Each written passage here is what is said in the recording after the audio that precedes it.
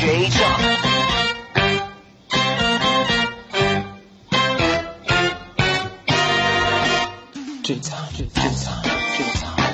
Not in lieu of this show, I would hope, I guess. No. You mean they want to make you more valuable than you already are? Right? Yeah, I gotcha. He's already such a shining star. Yeah. So, I don't know. Are these pictures? Are they real pictures of this guy Johnny Weir, the former Olympian, dressing as a woman in the booth at the Olympics? Oh, I didn't see it, but I know he's been tamed down previously. Well, I don't know if, I can't tell if they're real or not, but he's, wearing a woman's blouse and pearls, and his hair is piled on top of his head, and, yeah, he looks, but it could be photoshopped, I don't know. Pull up a picture of that. That's odd. Oh. Is that him? He's wearing all white with like a Mr. T type gold necklace. Yeah, but he looks like he's in the middle between a man and a woman's dress. He says it's a cross between Chanel and Brooks Brothers. That would be... It's pretty wild, right? Does it not look cross-dressed? Is he making a Sochi statement? It does look like a blouse. I guess. Oh, it is. It looks like, Seinfeld's, fluffy shirt or whatever that episode was. Yeah, fluffy shirt, yeah. Well, good for him, I think, He's openly gay and he's not holding back. It's tamed down for him. He was here at Sirius and wore high heels and a feather boa, and he looked like a woman walking around. Oh, okay. So he's skating on the edge with his outfit at the Olympics. Good one. Mm-hmm. Thank you. And he was a skater. Jay Thomas Show at Gmail. Dear Jay, have you ever worked with or met John Larroquette? Something reminds me of him and you or whatever. We're both from New Orleans, Derek. And he went to Holy Cross High School. I went to Jesuit High School. We're both big rivals. Thank God John's older than I am, which is unusual. But, I know John. He's been on the show years ago or whatever. And I told the story once that we were at a big event for ABC, and he was on the stage, and I had a show there, and I guess he had a show going at ABC also. And it was a packed house at the Plaza Hotel or something in Los Angeles. It was like 2,000 people. And he looks down from the podium and he sees me there and he goes, "Oh, there's my friend Jay Thomas. He's a fellow coon-ass from New Orleans." And the place didn't know how to react. They didn't know what that meant. It sounded like some sort of insult to them or something that had to do with a black person or something like that. And then he had to come back on and explain that a coon-ass was a Cajun and that was a normal thing and all. So, yeah, I know him, but, I don't know what he's up to. He does stuff every now and again and plays the head of something. Jay, this is from Christian. Will you be offering tickets to be purchased in advance for your birthday event? No, I don't know. Of course not. If we do it, it'll be... You have to come and pay for us. That's your ticket. Yeah, you pay for everything. You pay for everything. Booze. You'll have to pay $20 at the door to get in. You have to buy me a slice. It was a hot topic in the hallways today at Sirius. Really? Who brought it up? Our boss and Asian lover Jake Glanz were talking about it. Were they saying it was a good idea? They were liking it there. They were trying to pick out venues, and they were saying Brooklyn Bowl, but I was like, that's kind of too fancy. Are we going to meet Jake's Asian wife? Yeah, maybe she's delightful. I hope so. Here's the other thing I was thinking. We can make it like an anniversary birthday. I'll celebrate, instead of my birthday, 30 years in show business and 10 years at Sirius XM. Yeah. Now we're talking. Yeah. So that's what I'll do. Yeah, we'll do it late because we can do it later in the summer, like in August or whatever. We want to definitely have it when no one would ever come to a venue. We want to do that, So they were talking about, like in a meeting, they were talking about it, or just in the hallway? No, just hallway, yeah, hallway banter. Water cooler talk, pretty much. Mm-mm. Wow. They were excited. So, it's the only time anybody ever talks about us. play the Bee Gees, I Started a Joke, would you please? That'll be the theme of this show. This comes from Android83. I'm a black man. I listen to your show. And the reason why black people are offended by fried chicken, cornbread, watermelon, and collard greens is that we don't all eat the same foods. It's like mixing Chinese food, or mixing it up with Japanese food. He says there is more than one culture in the black community, and white people only talk about the southern culture. I'm a West Indian. I have black skin. I do not eat fried chicken. What does he eat? Jerk chicken. Still good. Curry goat stew. Yes. Nope. Okay. No one would be offended by that in my culture.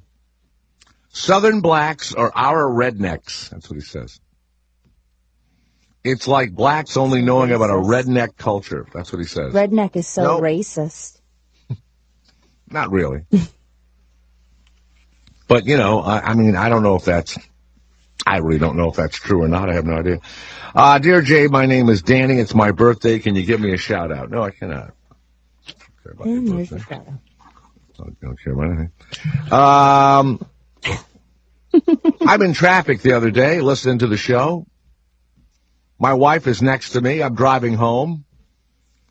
Actually listening to the replay through my smartphone, and you read my email. The one about... you should swap saliva with Garrett Andrus because you have such dry mouth. I looked at my wife, and I said, oh, my God, that's my email. I replayed it. Her expression was a magical combination of disgust and despair. She turned her head and looked at the stop-and-go traffic and quietly said, great. Wow. I think that says more about your marriage than anything else. I wonder if people hide the fact that they listen to their show from their spouse. No. Maybe. I had a note from a guy today whose wife listens while she's preparing for her triathlons, and he's a sports writer of some sort, and he said, hey, my wife told me that you are... had something to do with the XFL, and he was writing a book or something about it. He says, I don't listen to the show, but blah, blah, blah. No, I'm older than that. It was the WFL. Years and years and years ago, I went to camp with the World Football League. The XFL had the guys that had what? You hate me, me hate you in the back. They had the crazy... He hate me. One guy made it from that whole endeavor. Me. That was it. Yeah, he hate me. He was a kick returner for the Panthers for, I think, a year, maybe two. Right. You could use any name you wanted to, Christina, on your back. No, but I believe Tommy Maddox was the MVP of their Super Bowl. Oh, and he went on to back up for the Steelers. So there was a couple of them. Yeah. There was a couple of guys. Okay. Pete Dominic, who's on in the morning here at Indy. It's a Stand Up with Pete Dominic Russia Week. Pete will focus on different aspects of Russia for at least one segment a day.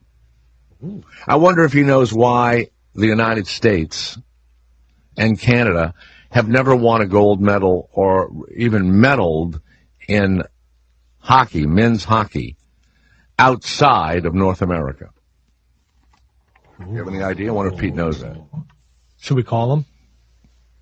We can call Pete on the phone? I'm sure. Well, whatever, but... It's not really a Russia question, but... Well, it is. The United States will not, nor Canada probably, will not win a medal because of something that happens in Europe with the rink that does not happen in the United States or in Canada. Really? Yeah. Yeah. You got to wake up really early to get one on me. I can tell you that right now. Pete's up pretty early. 6 to 10 a.m., I think. Well, try and get him up. See if we want to, do that. Right. Jay, look what surfaced, says Lou. It's a picture from Columbia University, and it shows Barack Obama with an ID. Did you see the one I sent you, Garrett? Yes. Barry, Soetoro. Sotoro. That's what his name is on this thing. It's not Barack Obama. It's Barry Sotoro with a card number and everything. Would it have been in 1981? Would he have been in college at 81? I don't know. Does that seem right? And it says at the bottom of his ID from Columbia University, foreign student. Wow. I don't know if that's real or not. I have no idea. But, they'll be... Obviously. What? Is it real? No. No, not real. You know how many people will believe that? There'll be millions of them, There's some guy here going across, maybe the United States or California, whatever, and he's a Tea Party guy, and he's got this van, and he's got, he's a patriot on it. Jesus, I just, it's just so ridiculous. Patriot? What are you talking about? Why don't you go back? Why doesn't he use a Stanley steamer for a car? Why doesn't he go back and, have a Model T or something? It's like, do you really want the country, Garrett, to go back to 1779? You want us to even act like that? Do you have any idea what that was like? You're not a landowner. Yeah. You couldn't vote without owning land. You couldn't vote. Not even 2/3? No, women couldn't vote. Mm-mm. So that Barack Obama picture, there's a digital scan on the ID, and there was no digital scannable items in 1981. Oh, there's the investigation we were looking for. It was like during the Trayvon Martin case, there's a rapper called The Game who has, I believe that's his name, he has like a lightning bolt and ice cream cones tattooed on his face, and he has tons of piercings. And that was sent to our show a bunch of times. Look at Trayvon Martin. They were trying to say he was like not true. It wasn't. Well, there's a guy in Florida that was either filling his car up with gas or doing something, and 4 black kids pull up in a car next to him, and the next thing you know, his fiance is inside the mini mart there. She comes out, and this guy unloads his Glock into this car of kids and kills the driver, hits him 3 times, and drives her back home, and they just go back in the house, and I don't know what they did, watched a movie or whatever. It's a big trial going on right now. And he says that the kid got out of the car and pulled a shotgun on him, and he got the Glock out of the glove compartment, and he shot him. And he didn't know that anybody was killed until the next day. He wounded 3 kids. He killed the guy driving. The cops couldn't find a shotgun. He said the guy got out of the car. The coroner's already proven that the kid was not standing outside of the car when he was killed. And the fiance got on the stand yesterday. Yep. And pretty much said the guy was lying, right? Yeah, and she asked him when she got home what happened, and he said something, and then in court he said something else. I forget what it was. But well, yeah, and so he's doing the what do you call it? The stand and plead the fifth. No, the stand and shoot law, whatever they have there. The stand, stand your ground. He's saying that they threatened him, and it's stand your ground and all that other shit, And, it's what we've been saying, and it's what I don't understand about gun enthusiasts, which certainly, I could be considered one. You're not supposed to do that because there are too many idiots out there. There's just too many too many dumb assholes out there.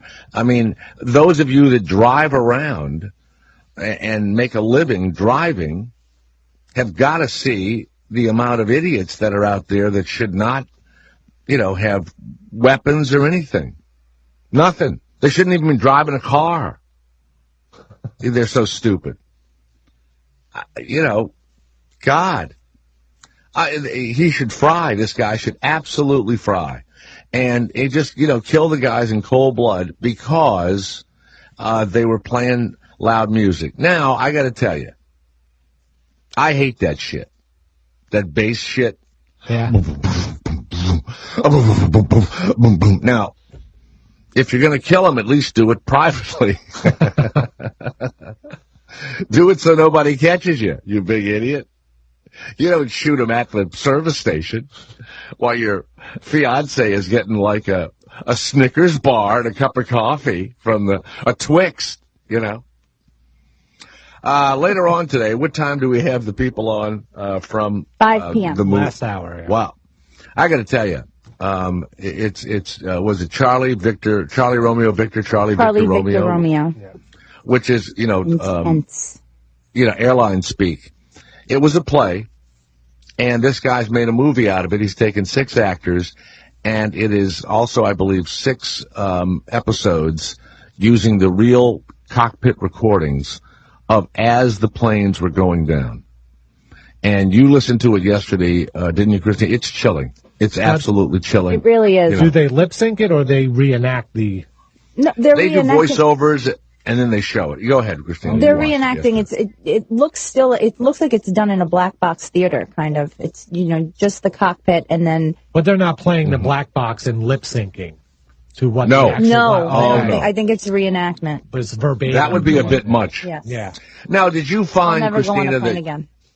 Did you find that they were pretty professional as horrifying as I it did. was? I was confused because for some reason I just thought that you would always kind of go into human mode, and how calm everybody still seems as everything is happening just didn't seem realistic because I'm such a manic crazy person. So it seemed like for a little while I thought, well, it sounds like they're kind of just reading a script here, but I guess you really have to be that in control. Yeah. During the crisis. Not even like the last second they wouldn't flip out? I mean, there's a lot of shit, but like nobody's like, oh my God, what are we, like how I would be in the cockpit. No, but the thing is that as they're going down, Garrett, they're trying to save themselves, so. No, I know, but I figured the last second right before you hit the mountain, you hear. But while you're watching them, you're not, they're going down, and they don't look as though they're going down. They're so totally in control, pulling the nose up, pulling the nose down. Ugh.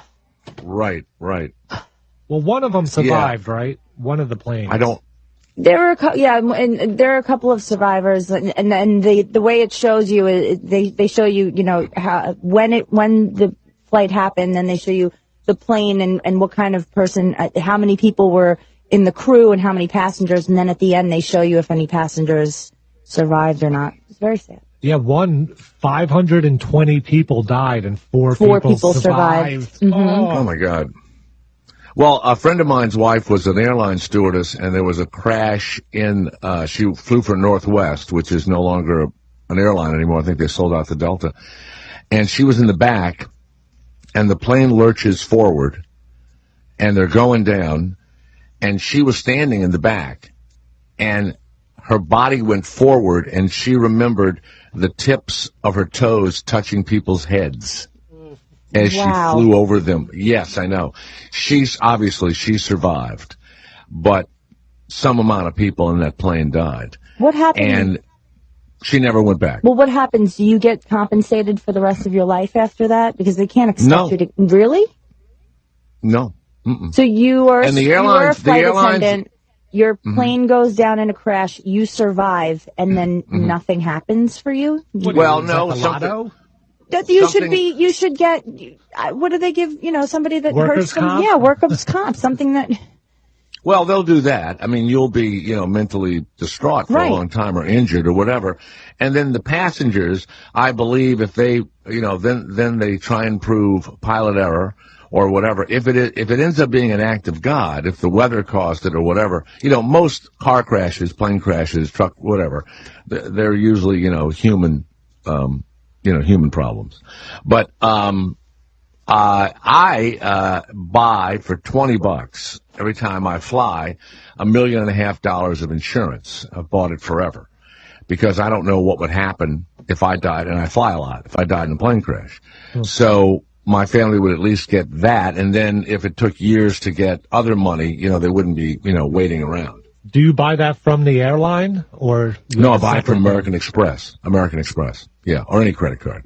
Actually, I think American Express is the highest. It's $1.5 million, and it's $19.99 or whatever. Now they make probably hundreds of millions of dollars a year selling that insurance, and you just kind of tack it onto your card. Yeah. Now here's the weird thing: they've also tacked it on to when I make a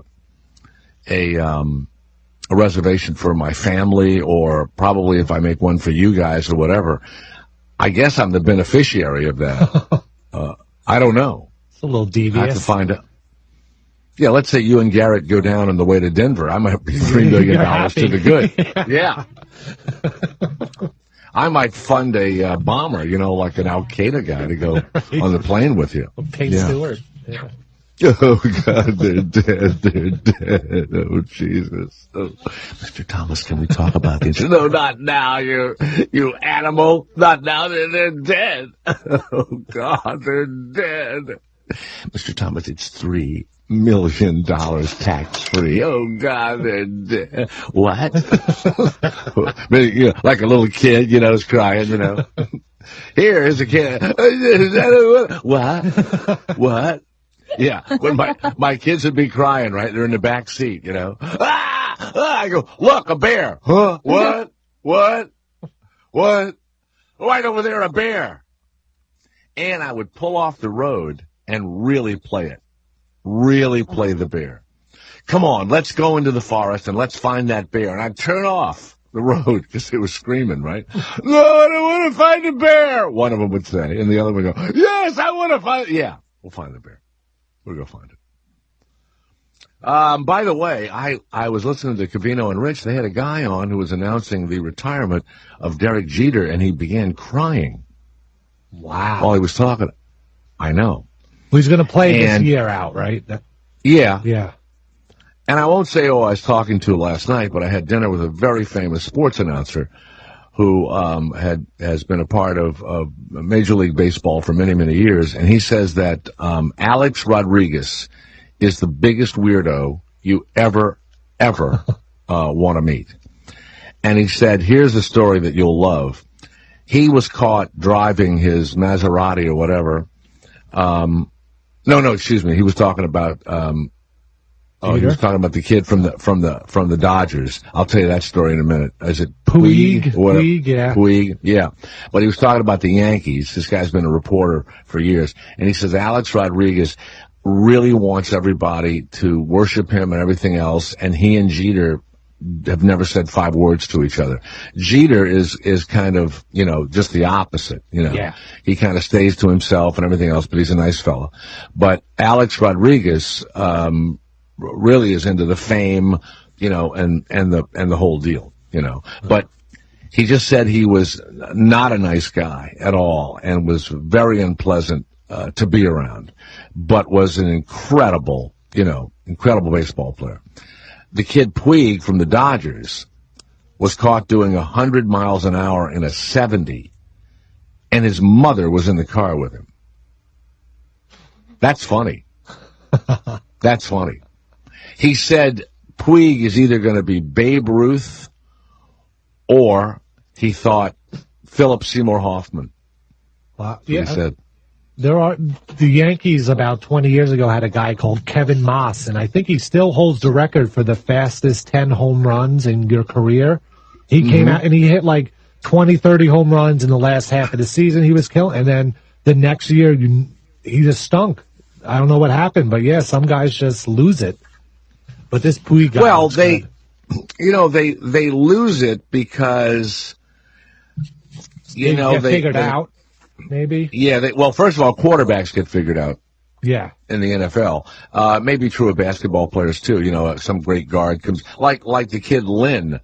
He's nowhere near what he was, except for that year it became Linsanity, right? I mean, he's pretty close. He's not insane, and like the Knicks were down on their luck, and it was kind of like a perfect storm for him because all their guys were hurt and he came in and they started winning, but he's still playing pretty well. But he's not like. But he's a solid player. Yes. He's not an all-star. Yeah. All right. Let's go to David of Missouri. Yes, David, it's Jay Thomas. Hello. Go ahead. David of Missouri. Yeah, Jay, you got your wish. The bees did get smacked down somewhere yesterday morning or this morning. I only heard it one time on the news. Who got smacked down? Who did? Who got smacked down? Beaver. Justin Bieber? Yeah. Oh, you know what? Wasn't that the basketball player that slapped him at a Starbucks or something? Yes, over a coffee or a latte. Who's the big famous basketball player that's in every commercial, plays for the Clippers? Griffin? Yeah, he slapped him. He slapped Justin Bieber. I thought you'd like to hear your wish finally came true. But Harrison Ford did have one movie he died in. You were talking about yesterday. Really? Uh-huh. Yeah, it was the name of it was The Day of the Gerbil. All right, you didn't get it. All right. No, because what does Harrison Ford have to do with a gerbil? Nothing. You idiot! What an idiot! When you go to a party at Derek Jeter's house, you have to leave your cell phone in a basket at the front door. Do you think that's a good idea, or would you go along with that idea if you went to his house? Yeah, because I don't care about my cell phone anyway, so I don't care. I turn my cell phone off. I turn my cell phone off all half the day. I just turn it off. He's afraid of people taking pictures. That's exactly why I'd have a backup. Why? Because I would be taking pictures. Yeah, because you're so excited you're in Derek Jeter's apartment or whatever, or house. I was on a balcony once where I was told that Derek Jeter lived in that building, and I was just snapping pictures on the off chance that something might, be seen. I would spit a big loogie right on that entrance carpet. Hey, man, what's happening? Like a ball player. And I'd scratch my balls. Hey, man, what's going on? Derek. Look, you know what? I know that these guys have worked really hard. I know they have. I know that athletes train and really hard. But you've been an athlete. I've been an athlete. And we're not good at it. We're okay. We can play the weekend or a small college, or you played golf in high school or whatever. And we could have worked and worked and worked and maybe gotten 10% better, but still not good enough. So I don't admire people who were given greatness by God. That's because people are starting to say now, that 10,000 hours thing. Where if you put 10,000 hours into something, you can master it. But I don't believe that. I think some people start off with a special skill, no matter, if it's chess or baseball or, business or something. Yeah, some people just have like a special, they start a higher level above anyone else that would start. That's right. Yeah. I mean, especially listening to the Olympians being interviewed, the parents or whatever, Susie was so good at whatever that we had to spend all of our money to, get her to the Olympics. And she moved to Vermont and she was a mogul skier or whatever the hell it was, John McEnroe, who hopefully we'll have on after he did the great thing for me at Christmas time. I'm sure that the first time he started, squatting the ball around, I played tennis too. And I never could learn how to consistently put topspin on the ball and slam it over the net.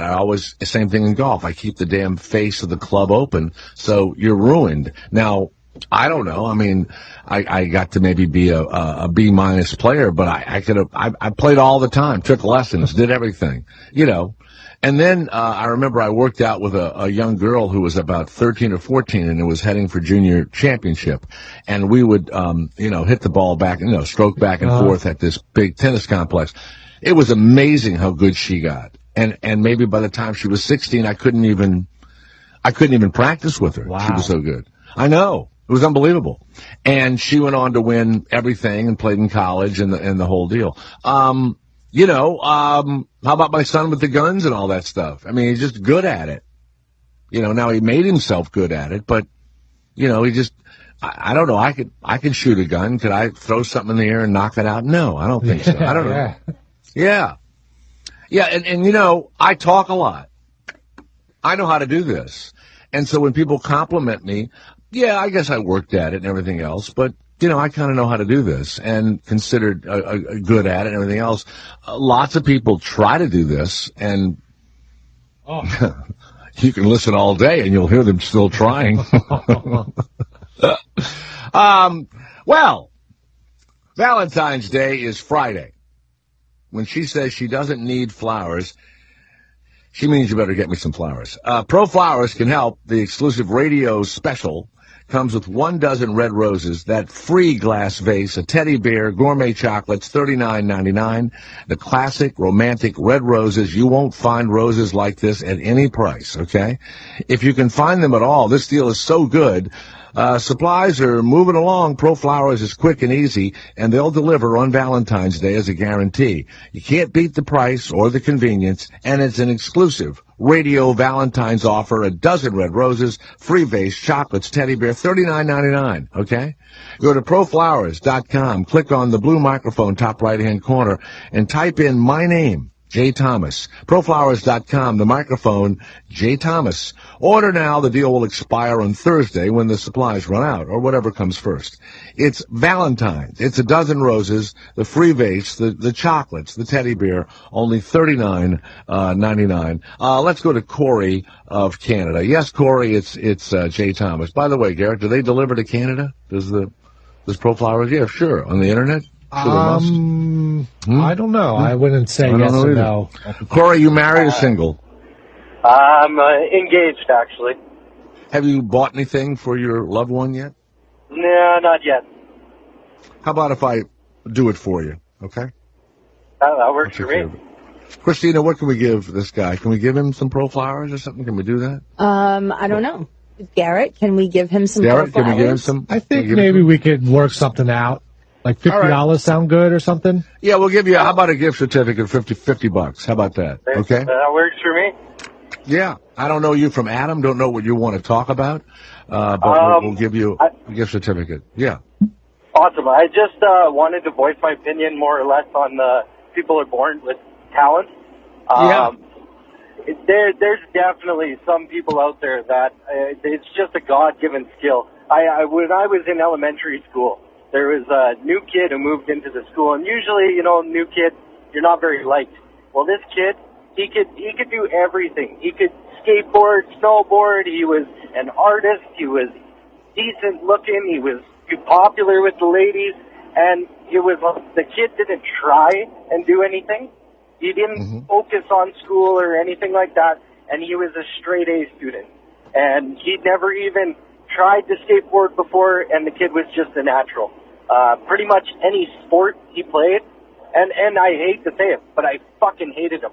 I literally fucking hated him. I was about to say that it's difficult to like those guys or those women. It really is hard, and they have to work their asses off at being, nice people, Yeah.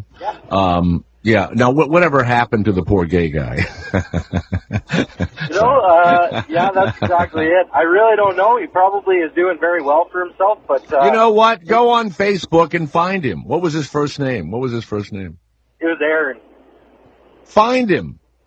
Yeah, I could. I remember his... Wait a minute. He might be a heroin addict. He might be... Now... He could be. Fuck, I'd be... Now, I'm gonna say this guy's name because it's true. His name was Pat Screen, and he was the quarterback of my brother's high school football team. He was also played on the World Series, not Major League, what do you call it, what's the high school league? It's in the summer, Garrett. It's called. They won the World Series. They played this World Series championship. Yeah, American Legion. Is that it? He stepped out for a second. And I don't know American Legion baseball. That's okay. He was also the track star of our high school, and he was religious. He was a straight-A student. He played at LSU. He brought him to the Cotton Bowl. Drafted by the pros. Pat Screen is his name. He became an attorney, became the mayor of Baton Rouge, Louisiana. Worshipped as a kid, as a 12-year-old kid. He came to pick my brother up once, they were going somewhere. I gazed in the car at him. You know, he was like Johnny Football. He did everything. Yeah. They found him in a sleazy motel room in the Quarter, dead of a heroin overdose. And he had paid for the drugs with his Cotton Bowl ring. And the prostitute found his number in his wallet and called his home and told his wife that he was in trouble in the motel, in the room, right? Yeah. The whole state worshipped this guy, and he was a really good guy. I've never understood. Sometimes it's a curse to be good at everything. You know, you can never explain it to yourself. That's the odd thing. You got me really curious. Now I'm gonna have to. You'll find out. You'll find out. Yeah. Yeah. He's probably a big fat guy right now, Corey. Big old fat guy. Oh, fuck, I hope so. All right, Corey, hold on. Enjoy the Pro Flowers that Christina will tell you how to get. And it's the Jay Thomas Show. We'll be right back. The Jay Thomas Show. Afternoon. Jesus. What idiots. Indy. Sirius XM 104. Sometimes I want to go and everyone knows your name. I guess I'll have to wait and see. Let's go to David of Nashville, Tennessee. Yes, David, it's Jay Thomas. Go ahead, David of Nashville. I'm good, man. Thank you very much. Go ahead. I guess I missed about the first 15 minutes of the show, but I heard some guy call up about, did you say something about Harrison Ford never died in a movie? I don't know. I have no idea what he was talking about. I forget the shows, but didn't Harrison Ford I just watched it last week in Presumed Innocent. Wasn't he the killer at the end of the movie? I'm not sure about that one, but he died. Yeah, that's a great movie. I'm sorry to break it to you, but that's a great movie.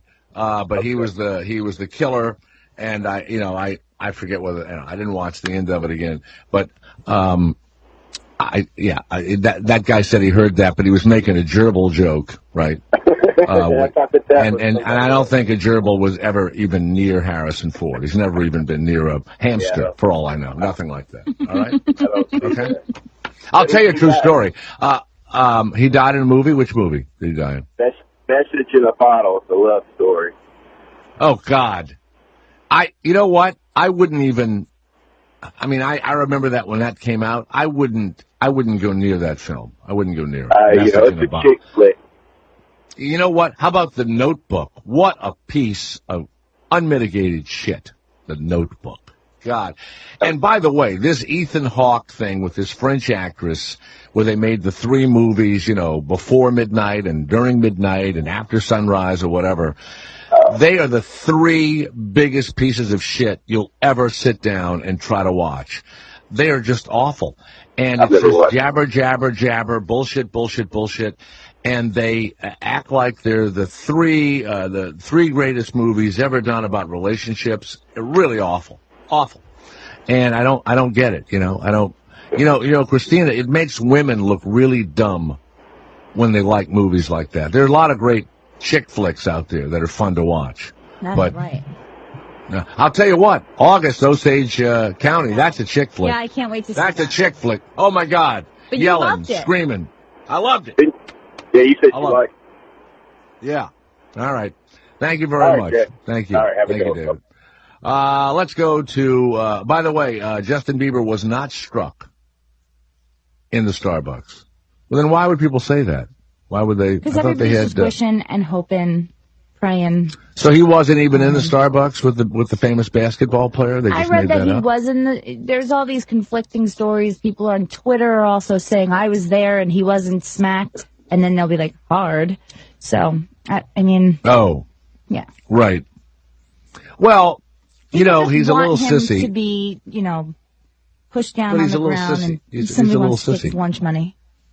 He's a little sissy. That's what he is. He's not Sissy a boy. man.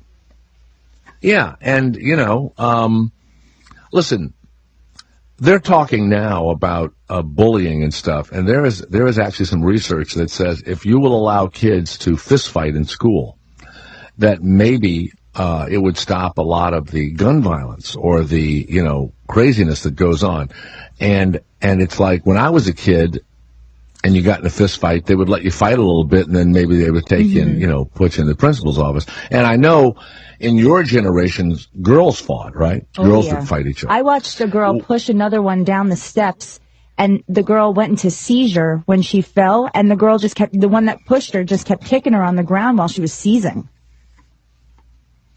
She was seizing. Yeah, her eyes went into the back of her head, and then we were all trying to pull her off, but she was like, I don't know, the adrenaline or something. And then the nurse came over and the lunchroom monitors came over. But once she pushed her back, she fell 3 steps, fell to the ground, and then her body started convulsing.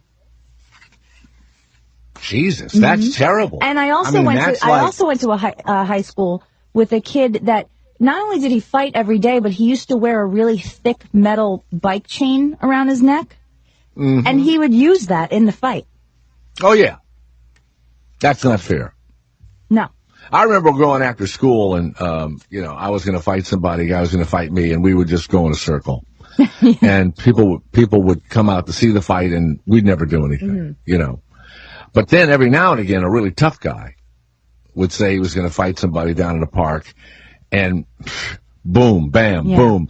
And they were over in literally 30 seconds. 2-3 shots, 30 seconds. It was over. I got into one fight. It was awful. Really? Awful. I was 12 You balled years old. your fist up? Yeah. No, I defended myself until her fat friend threw my glasses in the sewer and I couldn't see anything anymore. But I was on the school bus. I wouldn't give your glasses were thrown in the sewer and you were unable to defend yourself. Well, because I got jumped, all because I wouldn't give this girl a piece of bubble gum. And then, so I'm on the bus on the way home, and all of her friends were in the back of the bus, and I was in the front like a little nerd, and they were banging on it. They're like, fight, a Puerto Rican and a white, fight. And I was shitting a brick, and my friend Vanessa said, you have to fight back. And I was so upset, and she was like, just hit her. So when she came off the bus, she had a bun on top of her head, and I grabbed the bun and I threw her into a white car. And then after that... You grabbed her by her bun. Yeah, I struck her first hair bun. because I knew it was coming. And then her fat friend came over and beat the shit out of him. Ripped my glasses off, threw them in the sewer, and beat the shit out of me. It was terrible. It was a Puerto Rican with a bun. Yeah, her name was Alexandra. Fucking bitch. But I beat her up, but then I got my ass kicked because she had an entourage. And my friend Vanessa just had advice, not, That was about 11 or so, and I was a real chicken shit, and really hadn't started playing football or didn't have any muscles, and I was a big mouth, and then guys would chase me. They would chase me. So, let's say I'm, maybe 10. I don't know. My brother is 15. So we're down at a playground, and this guy chases me around. And my brother's there. My brother's a big guy. So I'm yelling, Tim, help me. And I keep running around these trees, and I'm running really fast and all that. My brother says, turn around and hit him. And I keep running. I go, no. I keep running. So finally, I stop, and I turn around, and I, pull my fist back to hit him, and the guy punches me right in the eye and drops me right there. So I go home with this big black eye. Your brother didn't step in? No. What a puss. No. When I get back home, I, of course, report him immediately to my mother. And I got the big black eye, and she's got the ice pack on my eye. Oh, my God, Timothy, what were you thinking? Oh, God, your brother could have been killed. And my brother got punished and was in trouble and everything else. Now, I've told this story before. But years later, about 3 years later, I realized I could throw the football. I began to become this much better athlete. I started working with weights and everything else. You And I hit started puberty. boxing. I hit puberty, and I get these muscles.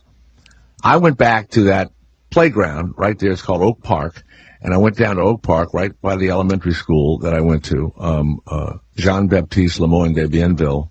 Well, that was the elementary school. This would have been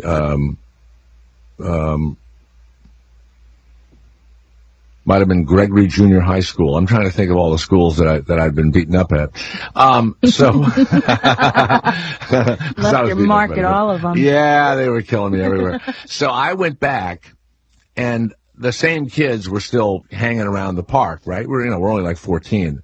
And I beat up or either fought to a draw almost every guy that ever did anything to me. And that one specific guy was swinging on a swing by himself, and there was a girl nearby. And he was swinging on a swing, and I come up and I said, "Hey, you remember me?" And he goes, "Yeah, I guess so, whatever." Really? Remember chasing me around over here? What? Boom. Right in the head. Nice. And he fell off the Justified. swing into a puddle of water under the swing. And the girl began screaming. And this is when I began my thing where I don't fight fair. His feet were his legs were over the swing, So I grabbed the chain of the swing and put the chain, the two pieces of chain in one hand. Jay, what are you trying to kill him? I lifted his legs up, and he couldn't move, and beat him with my left hand while he couldn't move. Yeah. Oh, There's no I didn't want him to get up. Did it feel good? Did you taste blood? Oh, yeah. Well, then people start calling my mother that, their son is. John, not my John. Fine. Oh, God, John. You must mean his brother Timothy. Oh, my God. Well, one time a really big guy named Bobby Heiserove, we had played touch over the weekend, and somebody took one of his shirt or something that he left and threw it in a tree. And it rained, and the shirt was ruined or whatever. I'm walking home from school. He was a big guy, like a few years older than me. He was a big guy. And I'm walking home from school. I walk by the same playground. He comes out and he says, "Hey, you threw my shirt in the tree," these guys told me. I said, "No, I didn't." And he slaps me, starts slapping me around, and knocks me down, right? And so now I walk home about another mile. And before I get in, I slap myself in the face and make my face all red because it had gone away. And I open the door and I go, "Ah!" And I begin screaming and crying, which I'd stopped, 20 minutes before. My brother was eating dinner. My mother was there. And I said, "This guy beat me up and he jumped me and everything." And my mother says, "Oh, my God, Timothy, go with your brother after dinner." Oh, is it true? So my brother, we eat our dinner and we get in the car and we drive over and we pull up in front of Bobby Heiserove's house. And we get out, and my brother's really a big, muscular guy, probably a senior in high school or something on this famous high school football team. And we walk up to the door, ring the doorbell, and Bobby Heiserove opens the door. And my brother says to me, "Is this the guy?" I said, "Yeah, he jumped me. He said that I'd thrown his shirt in the tree," which I didn't. And the guy starts saying he did, and you did it, and all that. And so Heiserove says, "Well, my brother's home, too." So he turns around and he calls his brother. When his brother comes around the corner, Christina, he sees my brother and he runs away. His brother ran away. So now it's me and Bobby Heiserove. But my brother puts a caveat onto it. So my brother turns to me and says, "Are you sure you didn't throw his shirt in the tree?" Like accusing me. I go, "No, I didn't do it. These other kids did it and they lied to him." So my brother turns to the guy and says, "If you ever touch my brother and he doesn't deserve it, I'm going to come back." We get in the car and I go, "What's with he doesn't deserve it?" We're driving home and my brother's, Impala with the blue lights and the pillows in the back and the tuck and the roll, the pussy car, right? He goes, he starts laughing or whatever. And I go, that opens the door to him to beat me for any sort of accusations. And we had a funny relationship. And I go, why would you do that? He says, because you do stuff all the time to people, and sometimes you may deserve to get beat up. I go, there's never a time I deserve to be beaten. Never. Never. Oh, yeah. Did you start beating the shit out of him while he was driving? No, I didn't touch my brother. The only time I fought my brother was I was waiting for a guy from South America to come move in with us or something, and my brother kept using the phone, and I kept saying, get off the phone, Eduardo is going to call. And he wouldn't get off the phone, so I got a baseball bat, and I hit my brother in the back with a baseball bat. And my brother turned around like nothing had happened. Oh, my God. Oh, shit. I was so scared. And he began to chase me all over the house, right? And, of course, my mother comes, oh, my God, Timothy, you look like a big buffalo. Stop chasing your brother. Yeah. She called him a big buffalo. You should make plays out of it. Well, I was a real asshole, and bored all the time and everything else. And so when you're bored, I used to say this in relationships. This is one reason why I became an actor, Christina. Mm-hmm. I would be sitting on a Sunday reading the paper, and I would be kind of bored. My girlfriend would be in the kitchen or whatever. And before you know it, I would say a bunch of shit and we'd be in a big fight. And I really believe that I did that because I wanted to have action. I wanted to have drama. Mm-hmm. And after, the police called on me and parents being after me, I became an actor. If I'm going to do all this crap, well, I'm going to make money doing it. Yeah, you might as well. But you'd be doing the dishes or whatever, and I would bring up your old boyfriend or something. I go, hey, when you were fucking Billy. God, I hate people like you. Guess what? And if they have a bread knife in their hand? Yeah, bad. The Jay Thomas Show. It's the afternoon show. We will say what you are thinking. What can I say? The guy's good. It's the Jay Thomas Show. Jay Thomas. Indeed. Sirius XM 104. This may be the weirdest. This is the weirdest email I've ever gotten here in the almost 10 years I've been here. JThomasShow@gmail. Jay, can you? This is from Valerie. Can you take a minute to send me your opinion and/or support for Jodi Arias, who is incarcerated in Arizona?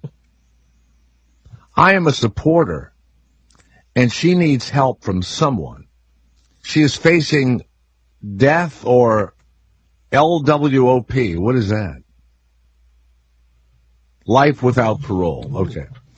I have read evidence that she was a victim of domestic violence with no criminal record whatsoever. Would you consider sending a public message or email or join my group that supports this woman who has been unfairly treated in the court of law? Valerie, I would imagine that you are a victim of domestic violence, and for that I am sorry. But you are much more entitled to something good happening to you. Jodi Arias, and if you look at all of the, whatever you want to call it, all of the evidence and everything else, is an insane, crazed bitch. Okay? She's nuts. Completely nuts. And she's a premeditated murderer. And she kept going back to this guy's place, and she was into all that shit she got into. Okay? So Valerie, don't waste your breath. You bought into something that she just used, as a defense. It's almost like the woman down in Florida who we all believe killed her baby, and just got lucky because the child's body was so decomposed they couldn't prove what happened. I don't want to just make fun of you, but my God, Jodi Arias.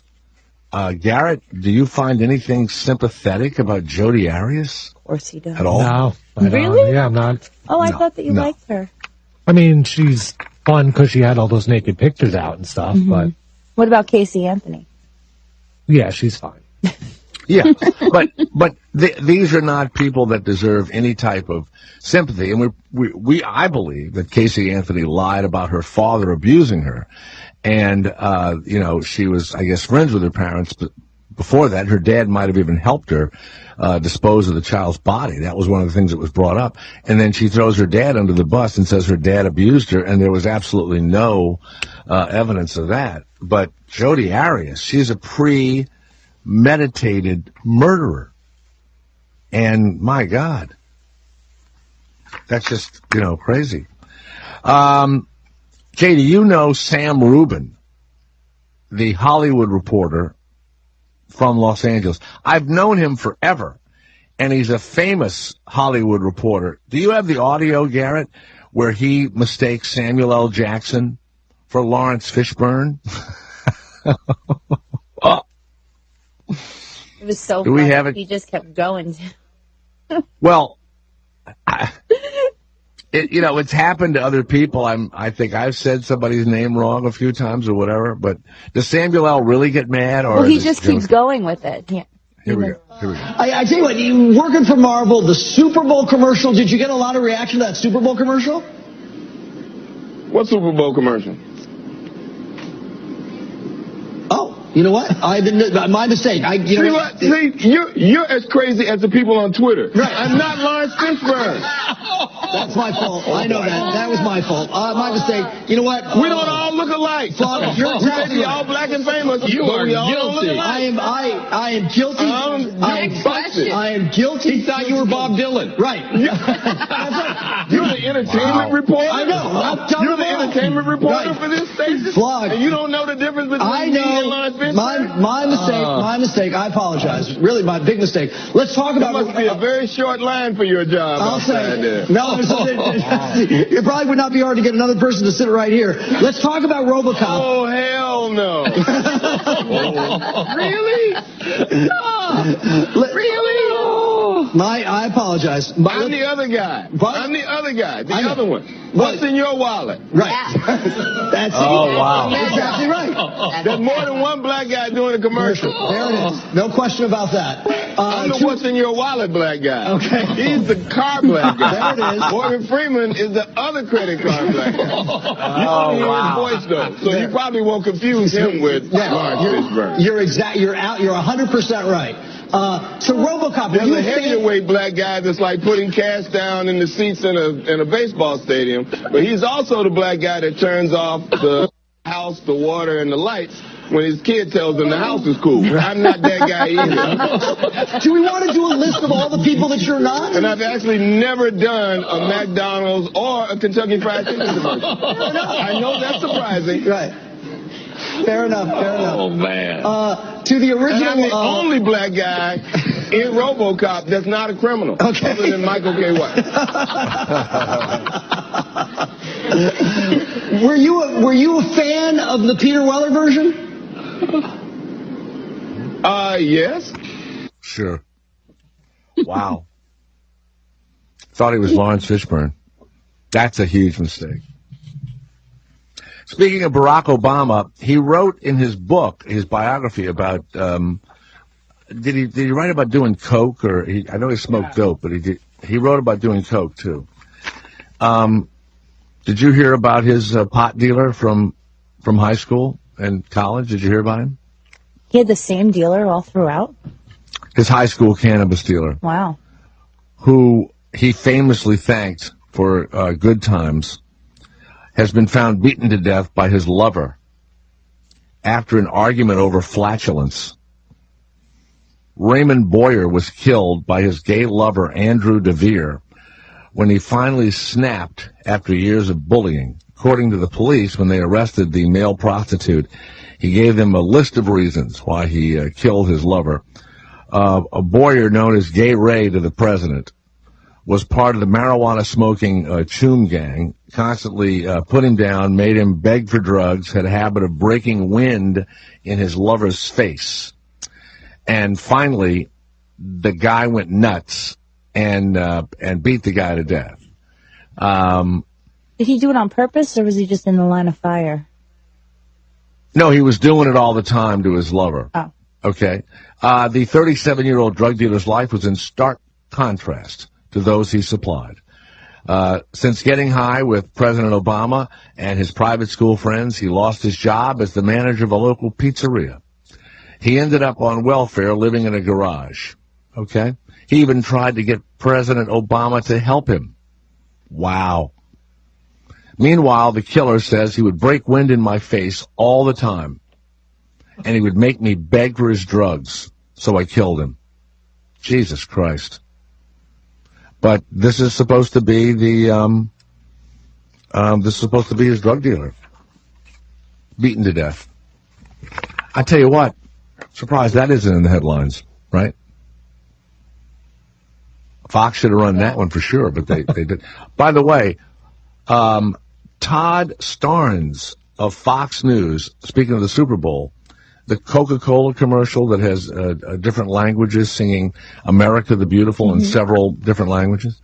They get all kind of racist comments about it and stuff. This is a tweet from Fox News host Todd Starnes. Coca-Cola is the official soft drink of illegals crossing the border. You know what's so weird? They never get in any trouble. First of all those people to do a commercial, I know this for a fact.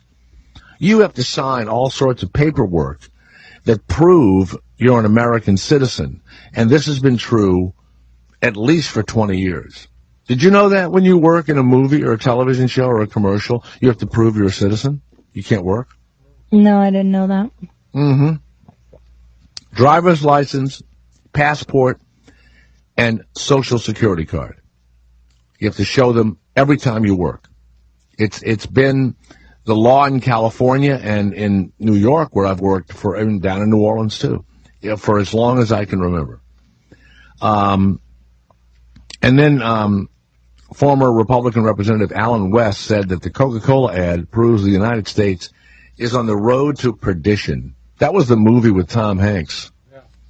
What's that mean, the road to perdition? It's bad? The word perdition is bad? I don't know.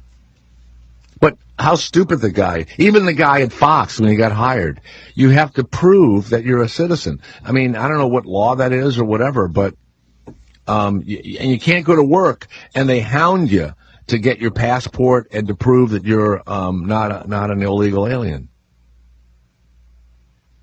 You know, I mean, it's just part of, you know, doing a union job, I guess. I don't know. God, that is so friggin' weird. You hear what so odd. Canadian passports get them? What? Free beer in Russia. There's Molson vending machines in the Olympics, and if you wave your Canadian passport in front of it, it opens up. You could grab beer. What? Amazing. Yeah. Well, that's Molson put that up there. Yes, but only Canadians can get it. That's good.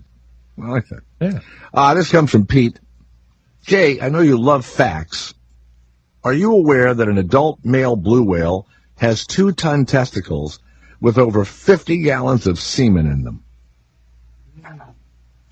You know what, Pete? I think we're gonna save that fact, and at some later date we'll be able to regurgitate the only thing I remember is flying over a blue whale in the between Santa Barbara and the Channel Islands. We're flying out there to the Channel Islands, and we looked down. There was a huge blue whale, and the guy said, "You know that a blue whale's tongue is as big as a Volkswagen." He didn't mention his testicles, but the tongue as big as a Volkswagen, and it didn't even make me think about the testicles. You know. I don't know why I would even need to use that, but I have a funny feeling, Garrett, that at some point, we're going to use that. I don't know when, but very soon. All right. I bet you use it before I do.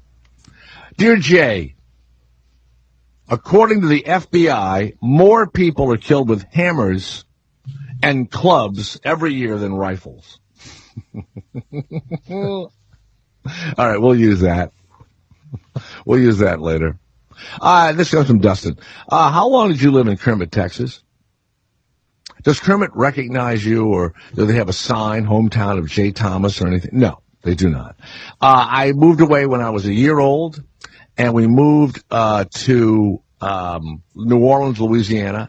I tried to go back to do a parade there, and they wouldn't fly me in. They wouldn't put me in a motel or something like that. And I don't know what their problem was, but there is another actor that's from there, and when you go there, I don't even know if my name is there or whatever. But yeah, I tried to do stuff. I've never been there, except when I was a little baby. So I don't know anything about it. I think it was a shithole when my parents lived there, and the pictures we have of it are kind of, West. My mother claims that while she was carrying me, she was sweeping, and my brother was in the corner, and a tarantula attacked her inside of this concrete block house that we lived in. And she says when I was in her stomach 8 months, she fought against a hopping tarantula that kept attacking her inside of that home in Kermit, Texas. I don't even know, do you still have hopping tarantulas? If so, I don't go there. I don't go where there's hopping tarantulas. But, yeah. High school cheerleaders in South San Francisco were in the locker room. A man walked into the locker room, a white, kind of a bald-headed looking guy, made eye contact with them, waved his penis at them, and left. That's what he did, between 45 and 50 years old. How much squealing do you think went on, Christina, with the cheerleaders? Oh, forget it. Yeah, they went nuts. Yeah. I know this isn't a laughing matter, but what about the police lineup?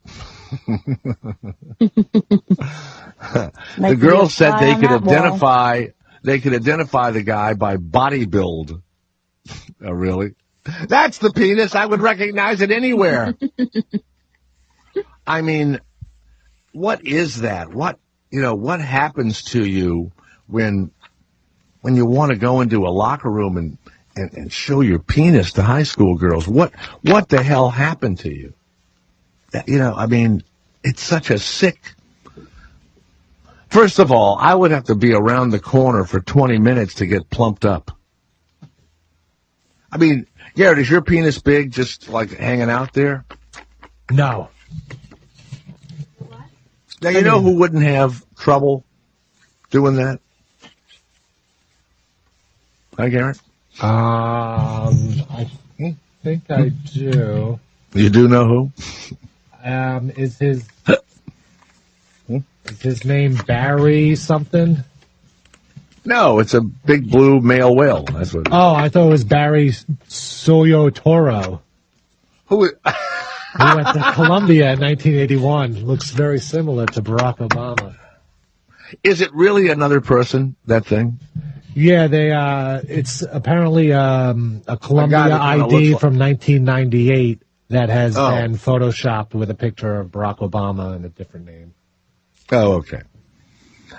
They act like we're going to see something or we're going to hear something and we're going to remove him as president. That's the funniest part of all of this, that there's going to be some fact that we're going to find out. By the way, some papers have been released by a friend of Hillary Clinton's who passed away, and it's really kind of a tell-all kind of a thing. I guess there were emails or letters or whatever, and Hillary Clinton kind of just blamed all the thing with Monica Lewinsky, blamed it on Monica Lewinsky being just this crazy Looney Tune, starfucker, rather than her husband. See, that's why I'm not nuts about her. I just find that to be weird. I find that to be. Christina, if your husband had a girl going down on him in the Oval Office, would you have stayed with him? No, of course not. No. My wife wouldn't have stayed with me. No. I'm surprised Letterman's wife stayed with him. I don't know what that's all about. Maybe there's I don't know. I feel like if they stay, then there's some kind of a crazy arrangement that's made. It's like a business deal. I think she still could have been the Secretary of State and still could have been the nominee for the next, presidential election if she left him. I don't, there are many people that say had she left him, she would have had nothing. I don't agree with think that. that's true either. I agree with you. I think that would have showed even more strength to be able to leave and, not look back. Right. That's my MO. Yeah, Out forever. I think, not that marriage has anything to do with sex, but, Oh, I don't know if they're having it, are they? I mean, for a while. No, I think they have a sexless marriage. Yeah. They have a sexless marriage. Although they did look really cute and, sweet together in the 70s. Yeah. Yeah. How about the French president has come over and he has just thrown his lover, not even his wife. It's the second woman he's been with that he wasn't married to. The first one, not married, had kids with her. Now he threw this lover out and she's in a hospital somewhere. She's so upset. And he's having an affair with this really good looking younger actress. But here's what's weird. Poor Michelle didn't know what to do because she'd made all these plans to be with the guy's, first concubine. I don't say lady unless you're married. First concubine. And that was the big article. What is Michelle going to do during the president hollandaise sauce, whatever his name is? He's named after that delicious sauce, Garrett, that goes on blanched asparagus, usually at a brunch. Yeah. What's she going to do? Well, she doesn't have to put up with some, French woman wouldn't your girlfriend be happy, Garrett, if your buddy came without his wife or girlfriend? She wouldn't have to do anything at all. She would just relax. Yeah. You'd take the buddy out. That's your, you'd have a good time, right? There might be a little problems. Really? She's bored. You're going out doing stuff. I'm just doing nothing. Really? You got that kind of thing going? Man. You know what? You got to get a hold of that. I try. You got to take charge, my friend. Take charge. Okay? You mean when you go hang out with your friends, you don't get texts from your wife? Nothing. How's it going? Nothing. The dog looks like it's a little red and No. And a buddy of mine just got divorced, and he and his wife and my wife were really close. And then he's been telling me, he says, for 25 years or 20 years or whatever, oh my God, always calling me and where am I and what am I doing and get home. And I go, you're kidding. Yeah, no, I don't think I could stay with anyone like that. I'm kind of cold anyway. I mean, I warm up when I want something. I only come around you when I want something. I think you guys, and you act like you don't want to be nagged, but then when it all comes down to it, you really do want to be nagged because it makes you feel wanted and important. No, yes, it's true. I've proven the theory because I'm not a nagger, and shit just goes terribly wrong all the time because then people you walk all over you because it shows that I'm not, in your business and up on you, so then you can just do whatever you want. Yeah. I have never walked all over my wife. I get to do what I want to do. She does what she wants to do. And we come together when it's time to come together and go do things together. We do that. As long as the other person keeps up their end of the bargain when it's time to keep it up or shares stuff about the day. What did you do? Whatever. And you have a little discussion about it. As long as you do that and you pick and choose when you're going to hang out with couples that you like. But there's no reason to be checking on everybody. I agree with that, and that's why I don't do it. But then it seems that because you're so easy to get along with, that you become a doormat and then pushed all over. You know what I'm saying? You understand? Because somebody's not constantly in your business. You date boys, that's why. Well, you don't apparently. date men. You go out with boys. And I told you this before. You'll be much happier with an older guy, but you don't want to believe it. No, I agree with you. I never said I didn't want to believe it. I just and not an older guy that's got a in big pot belly. Well, suppose he's in great shape. It doesn't matter. I don't want to have to plan a funeral. Why not? Because you don't want to be with him forever. But if they're in their 50s and then they stay in shape and they die at 70 and then you would be 50 or whatever, well, there you go. Maybe. There you go. You get to have another guy. You have to have another guy. You get to, second act. Though that you say you don't like the nagging, but you need the nagging in order to feel important. No. Let's go to Rocky of Kentucky. Yes, Rocky. Go ahead. Rocky of Kentucky. What good news? Yeah. Hey, what about Ray Nagin? He's going to the mayor of New Orleans down there. He's going to prison for the rest of his life. No, he isn't. They convicted him? Yeah, they convicted him. I heard it on CNN earlier. He's going, I mean, he's got they convicted him of 20 felonies. You're talking about Black History Month. They're going to have a fucking heyday with him in prison. All the people he killed and went and pushed some buses in and stuff. He didn't kill anybody, you idiot. Yeah, he did. He killed a Black No, he did not. They got him he had a granite company. He had a countertop company, and he would make guys buy stuff from his son's countertop company. He didn't kill anybody, you asshole. He took bribes and everything else. Black History Month. Woo! I can't wait to get rid of him. Garrett, get rid of this asshole. Kentucky assholes. Let's go to John of Kentucky. Hey, man, what's going on? Nothing. What do you want? Hey, man, my wife doesn't call or text me when I go out, of course.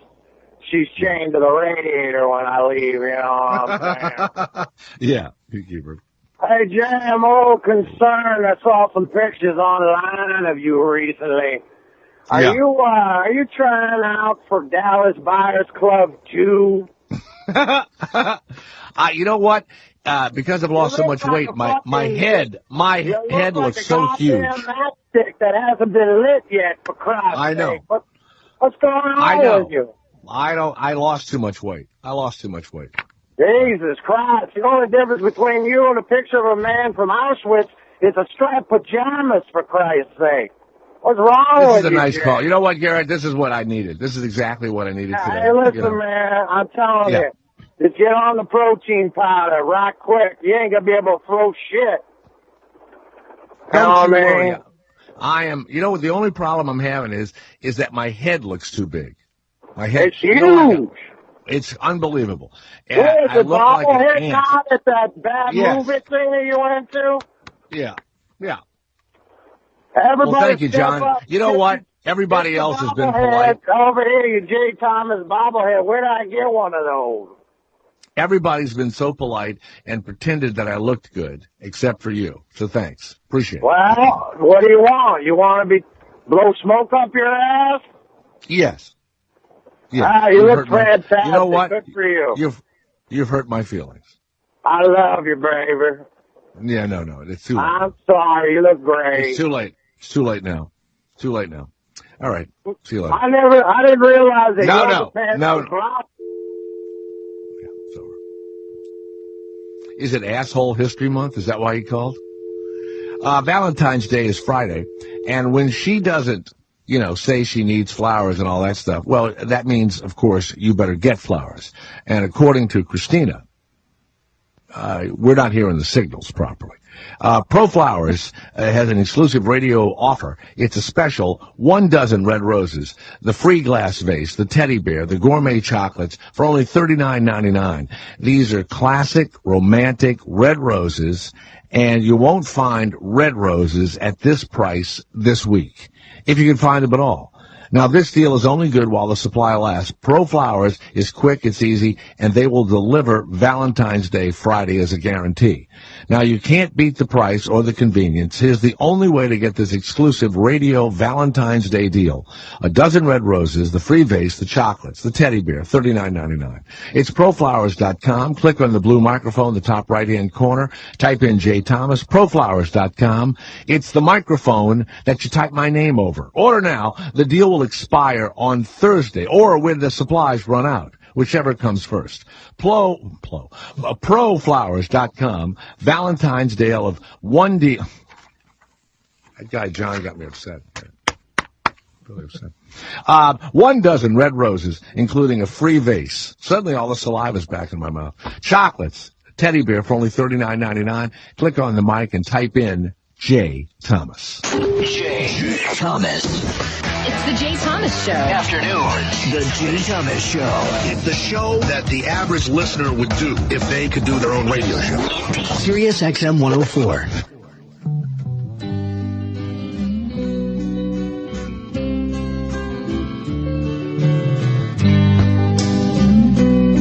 I wanted this a long time ago, Garrett. This is a little...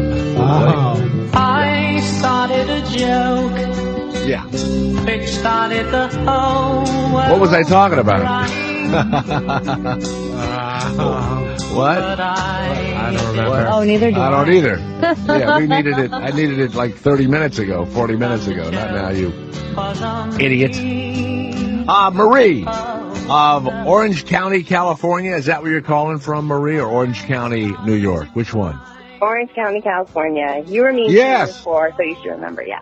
I had a comment about the Michelle Obama. It's funny you told that story. I didn't realize when she met him and they were doing that long, camera shot of when they first meet the official.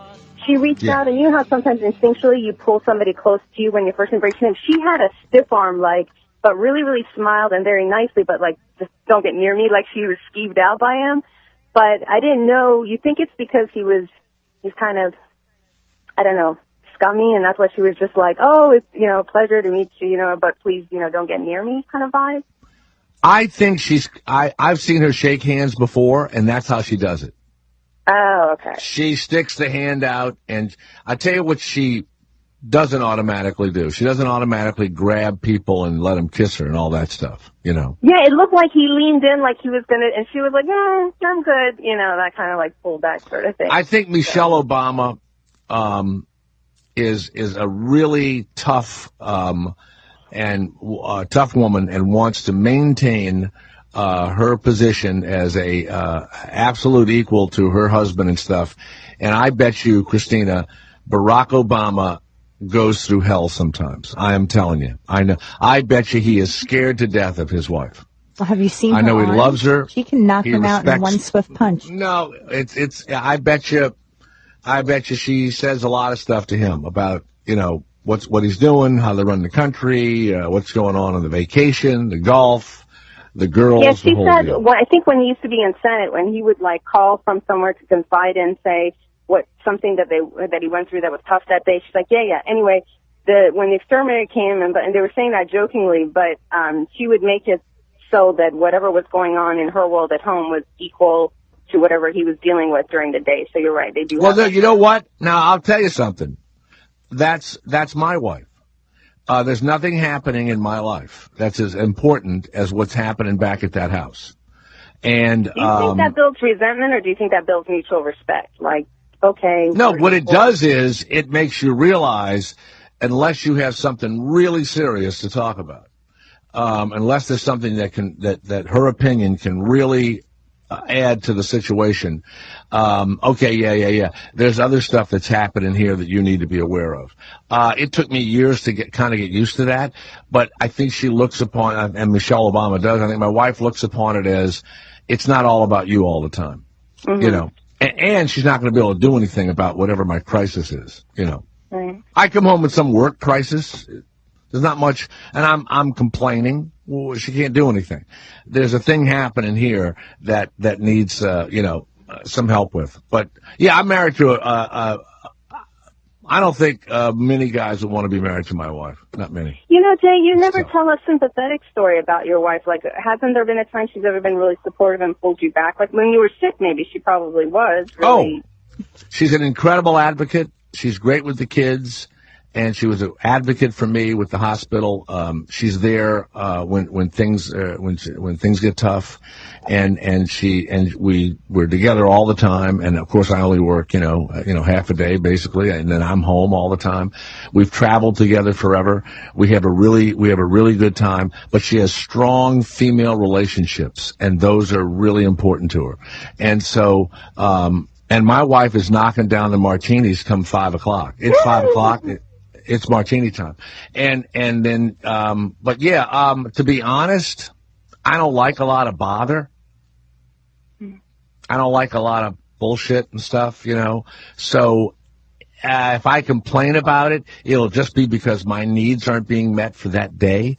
But to come home and say, okay, I'll see you later and take off and play golf, or, I have to leave town for 5 days, and I'm not really questioned about what I'm doing, and I guess she assumes that I'm doing something that needs to be done. That's pretty good. And so my buddies envy that, right? So yeah, I like that. I like not being questioned. All right, love you yeah. guys. Bye. Bye. Yeah, Christina, would you question me if I said, I'm leaving town? No, that's the whole point, is that I don't question my significant other, and then I get walked all over because I'm a pushover. What does walked all over mean? What does that mean? It means that things are not, it's, you expect to be treated a certain way, and you're not treated that way. It's just, it's like a free-for-all now. So you mean the guy doesn't appreciate you? Well, I mean, I don't know exactly what the problem is. All I know is that in my life, every relationship that I've ever been in my life, I was never the nagger. I was never, where are you? Why? I have girlfriends that their husbands will be like, or their boyfriends are like, I'm going to go out after work. Who are you going to be with? What are you doing? Why didn't you call me? I don't do any of that.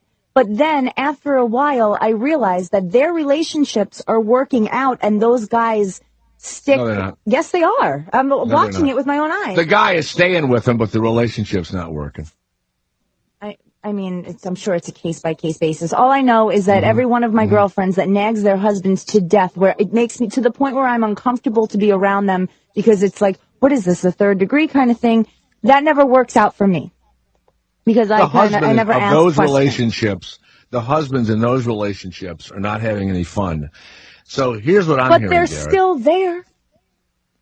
Well, that doesn't mean anything. Yeah, it does. What does that mean? I don't know. They're It like means in that prison. their taxes they get a better break on their taxes. Well, what's funny about you, you're a bad judge of character with boyfriends and with friends. If I had a friend, not with friends, I have wonderful friends that have been my friends. No, but if I had years. a friend that was always calling his wife or nagging or checking in or whatever, I would go, "What are you doing?" I do that. I do that. I ask. I would go, "Would you leave him alone? He's going out for a drink with stop it." I do all of that, and then they think I'm crazy. I'm too trustworthy.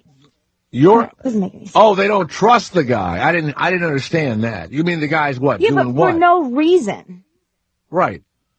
Well, there hasn't been evidence of a reason not to trust them. I think you go out with people that are not very well educated, and I think you go out with people that no one's ever taught them how to be a spouse or a boyfriend or a girlfriend. That's what I think. Probably right. And I think you've chosen people like that. But I don't know how you need to go on Tinder and start just hooking up. Yeah, get that app. Yeah. Right, Garrett? Yeah. You have that app? Yeah, I do too. All the time. All the time. Just go on there and hook up. 5 miles is my radius. Yeah. Some guy, the other night I was listening to some guy on Loveline going, Grindr tells you the exact distance that the person is from your home. Oh, God. Grindr's for gay, right? Gay guys?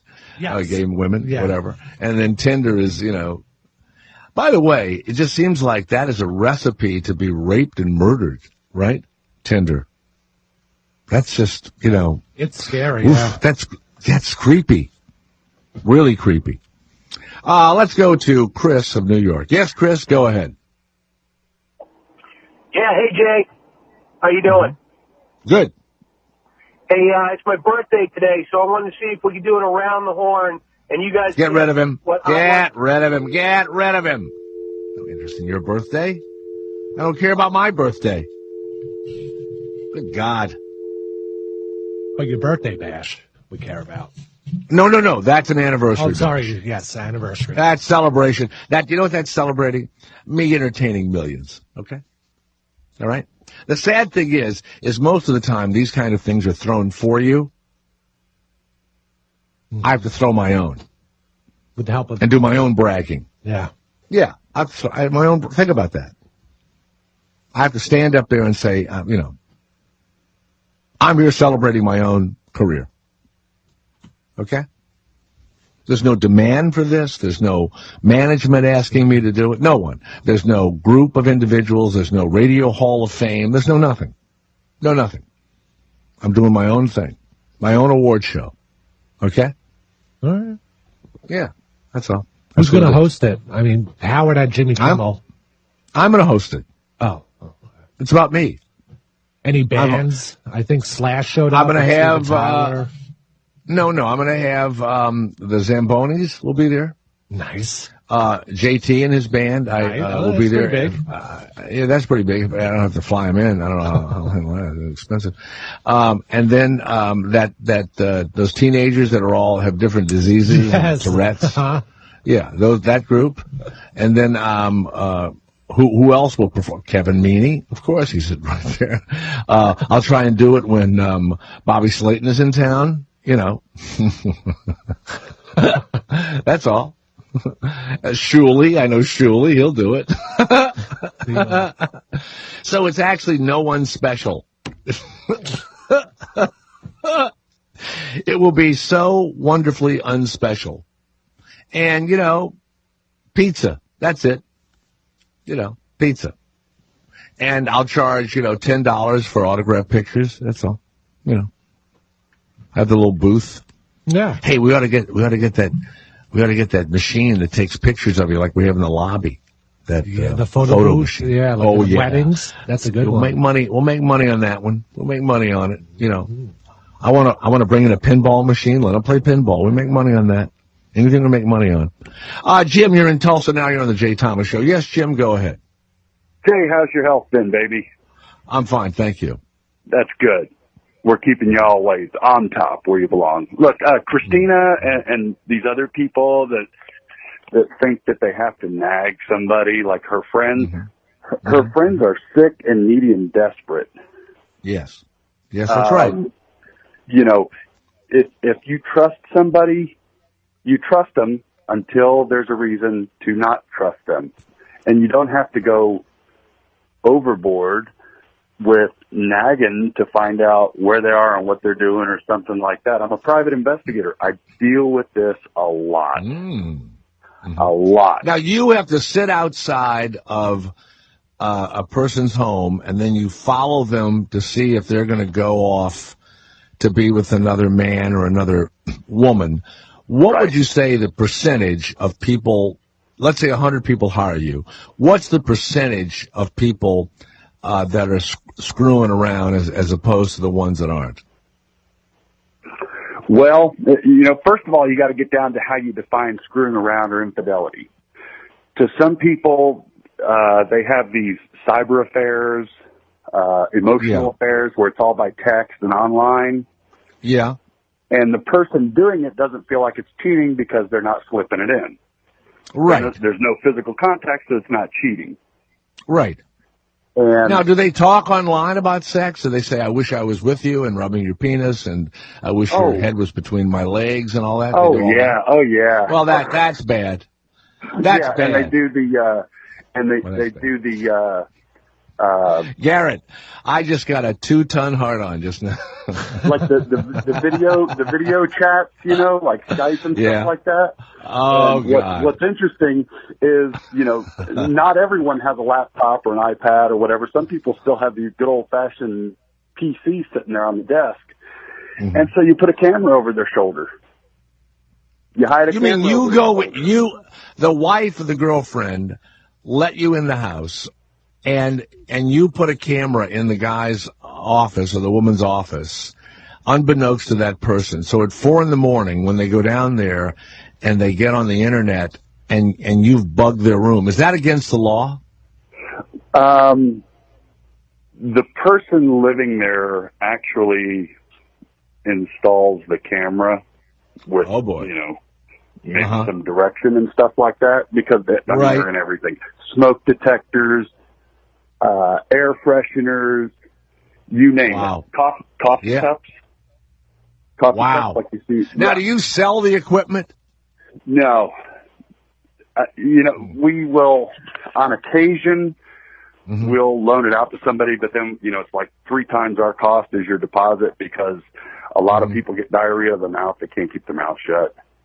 Do you still follow people, though? You still have to follow them physically? Oh, yeah, that's the main thing, because, they say a picture's worth 1,000 words, and a few minutes of video is worth thousands of dollars. Wow. And in Oklahoma, it's a no-fault state, so in a divorce, it really doesn't matter. A few people have prenups here now that address infidelity and things of that nature on the prenup. But as a general rule, the courts don't give a crap if anybody's out honking somebody else's bobo or whatever. Yeah. But it can those days are over, right? It can provide leverage negotiations. Well, what it does is it causes you to break up. And so if instead of sitting down with your significant other and saying it's not working out, which is really what it's about, the person says, what I tell people. I caught you fucking around. Well, if you're unhappy in your relationship, then sit down and say, my needs are not being met, or whatever the deal is.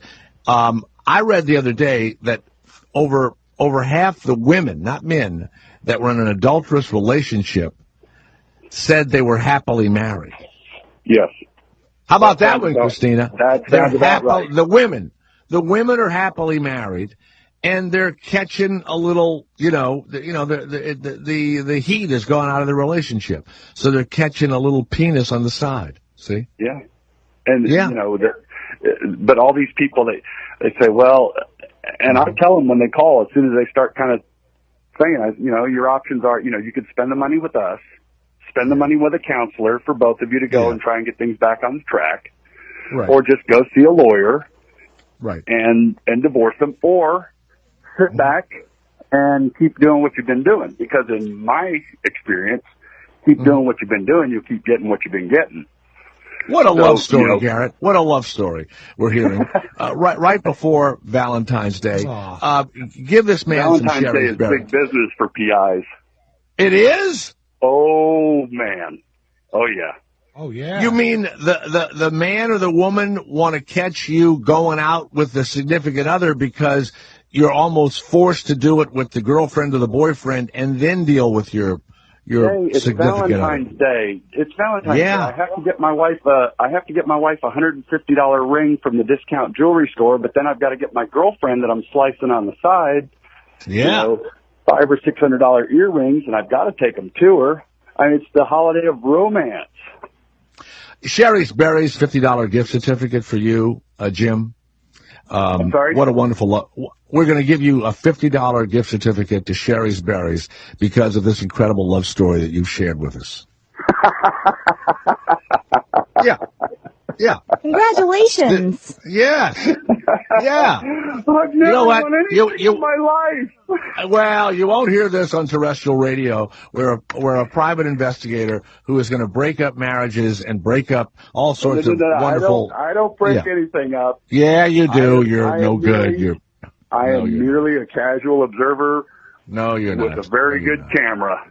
You're the conduit of misery, is what you are. I put Jim on hold. No, you know what, Jim? You're done. You're done. I know you've talked yourself into believing you're a good person. So did Beelzebub. So did the devil. Yeah, there you go. By the way, for those of you that are in wonderful relationships, and I mean wonderful, ProFlowers this Valentine's Day, the freshest flowers for your loved ones, nationwide. Okay, the 7-day freshness guarantee. That's exactly right. And we've been giving away ProFlowers and some Sherry's Berries also. And the Sherry's Berries also are something you should think about for this holiday. It's pretty easy. You just go to berries.com. I don't know when I will strike next, but there will be a chance for you to win these incredible certificates. And don't try and tell a story. Don't try. It'll have to be done just honestly and innocently and by accident. That's how I work. It's the Jay Thomas Show, and we'll be right back. The Jay Thomas Show. We make you feel better about yourself. It's the Jay Thomas Show. Afternoon. 80. Sirius XM 104.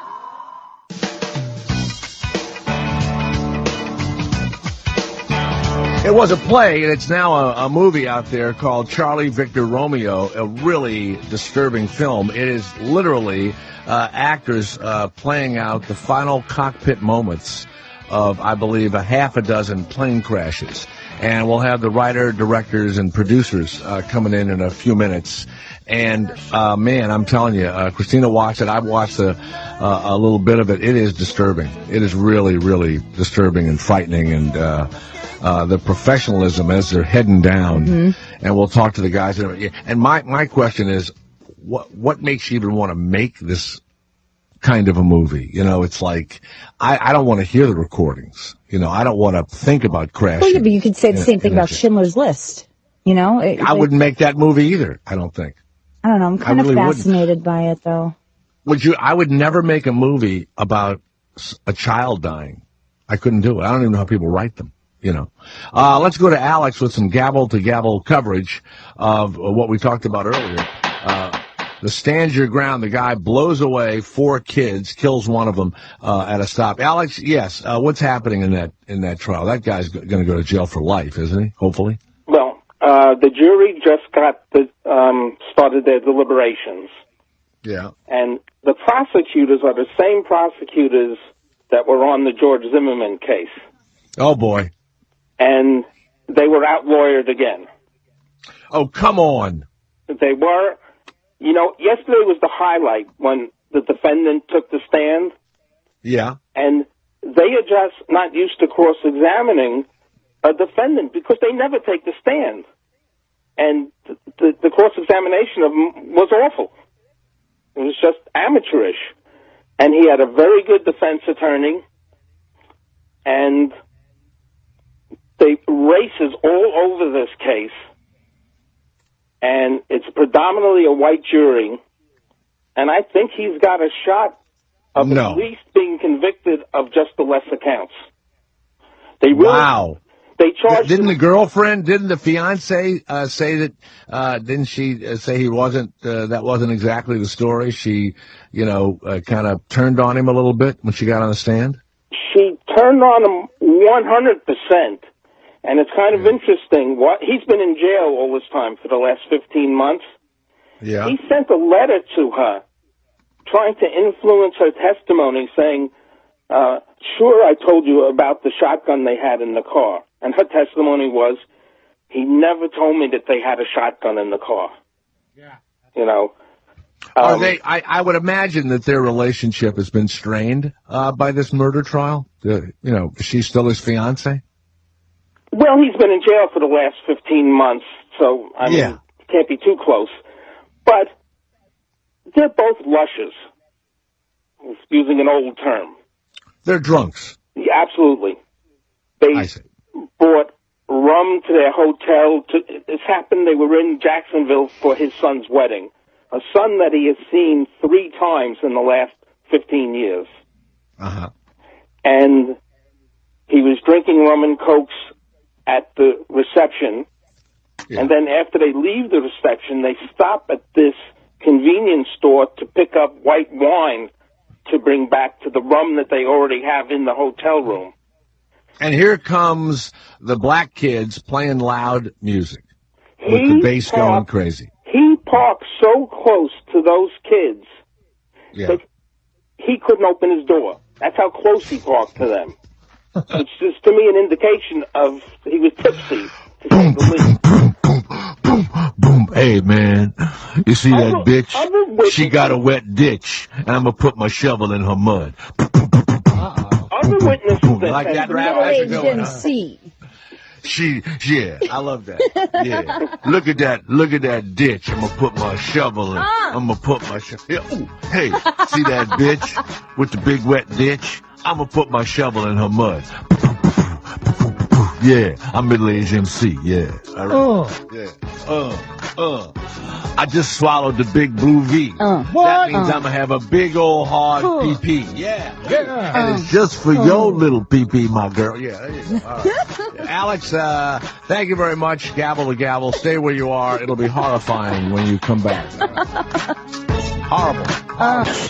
Jay Thomas. The Jay Thomas Show. It's the afternoon show. It could be funny, too. That was a good one. Say it twice. It'll be funnier. The Jay Thomas Show. Indy. Sirius XM 104.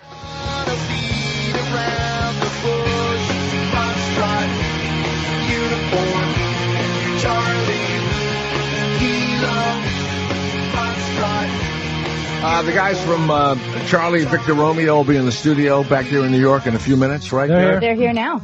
They're here now. Then let's welcome Robert Berger and Patrick Daniels. Do you both have microphones, headphones? Can you hear me okay? Yep. Can you hear us? Yep. There you go. First of all, Robert, it was a play first, right? You did it in New York at kind of a workshop kind of a thing? It opened in 1999 at the Collective Unconscious Theater, which was a 50-seat storefront downtown indie theater.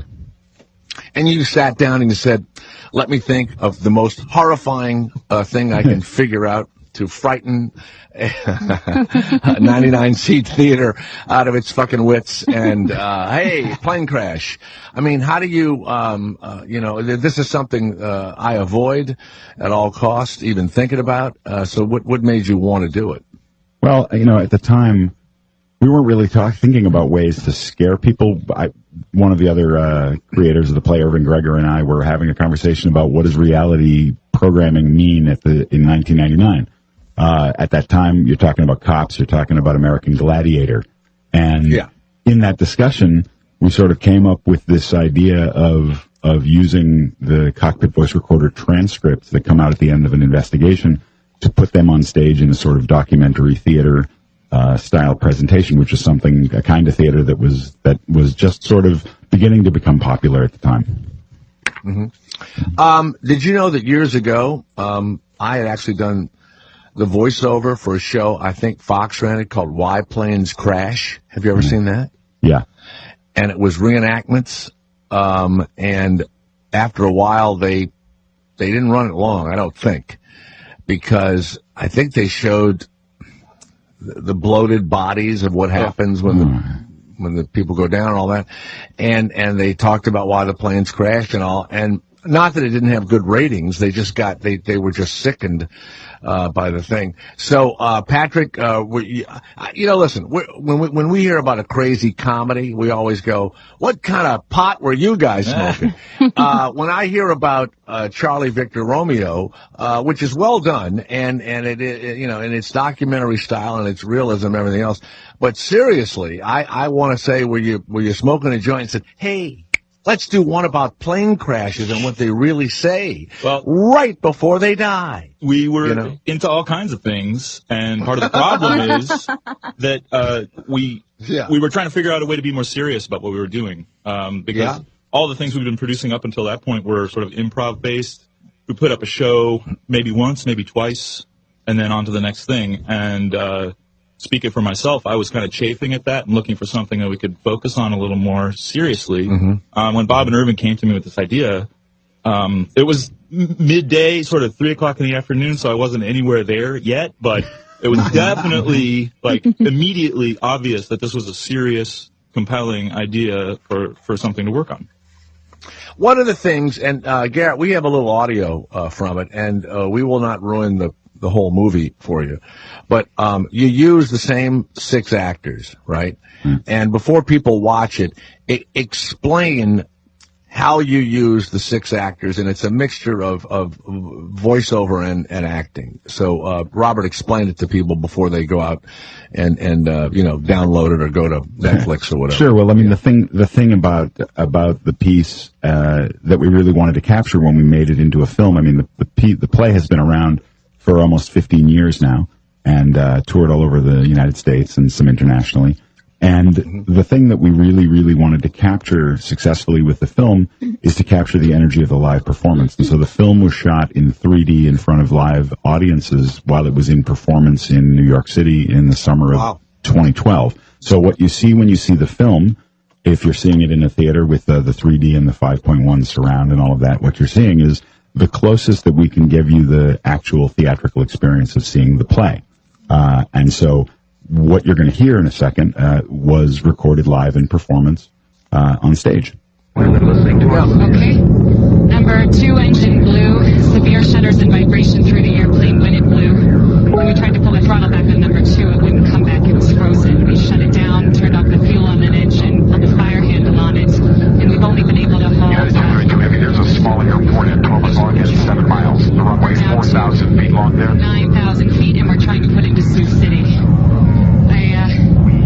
I think we're going to have to use the alternate gear to get Hey, I'm controlling it myself right now. As soon as the captain gets back on, he'll give me a hand. He's talking on the PA. Step this up or down. I think we're going to be kind of busy here. If there's anything I can talk to you about. Talking to Sandy, yeah. She's talking to Sam. I'm going to alternate gear you. That might even help, but there's no hydraulic fluid. I don't know how the outboard ailerons are going to help you. How do we get the landing gear down? They can free fall. The only thing is we alternate gear. We got the doors down. Yep. Yeah, we're going to have trouble stopping, too. Yeah, we don't have any brakes. They can free fall. The only thing is we alternate gear. We got the doors down. Yep. Yeah, we're going to have trouble stopping, too. Yeah, we don't have any brakes. Wow. Now listen, when you listen to the actual, these are reenactments, and you that use sounded the same... like the recording, though. That was crazy. Well, it's really important to note that in the development of the play and the film, we never heard any of the actual recordings. The actual recordings, really? Yeah, the actual recordings from a cockpit voice recorder in the United States, anyway, as handled by the NTSB. Those recordings are sacrosanct. They're never released to the public under any circumstances, unless illegally in the U.S. But the transcripts are? Yes. The transcripts are published in the report at the end of an investigation. And if what was said was relevant to the investigation, then the transcripts are published. But those transcripts are generated much in the same way we're sitting in this room right now, listening on headphones, and there's 4 of us in here. They would play a multi-track recording, and a bunch of experts, some from the airline, some from the pilots union, some from investigators and doctors and whatever, all listen together. And if they all agree unanimously on what they think they heard, then it goes into the transcript as that. And if they don't know, then maybe it says, maybe it was this, or maybe it was that. Inaudible or something. Sure. Exactly. And what you might have heard on the radio or on television is maybe a recording that's made in the tower. You can also, because communications between the ground and the airplane are broadcast, somebody on the right frequency could listen in, make a recording of that, certainly. And there are pieces of there are 2 foreign incidents in the film, and there are pieces of those that are on the internet for if you're interested in listening to them. One of the things, just listening to this just now that's amazing is that because what we are listening to is created from the transcript of a recording, this is a perfect radio play. I mean, it's really an amazing format, just sitting here listening. Well, it is. It's amazing. It is, and I'll tell you why. It's because when you're in a plane, you're not seeing the pilot. You're listening on a radio, and it always makes me laugh when the pilot comes on and explains a bunch of shit and you can't hear a word he's saying, right? Or she's saying, it's so loud in there. Grand Canyon's in the right, or whatever the deal is. In the movie, did you ever think about showing the actual crash site without sound? Absolutely not.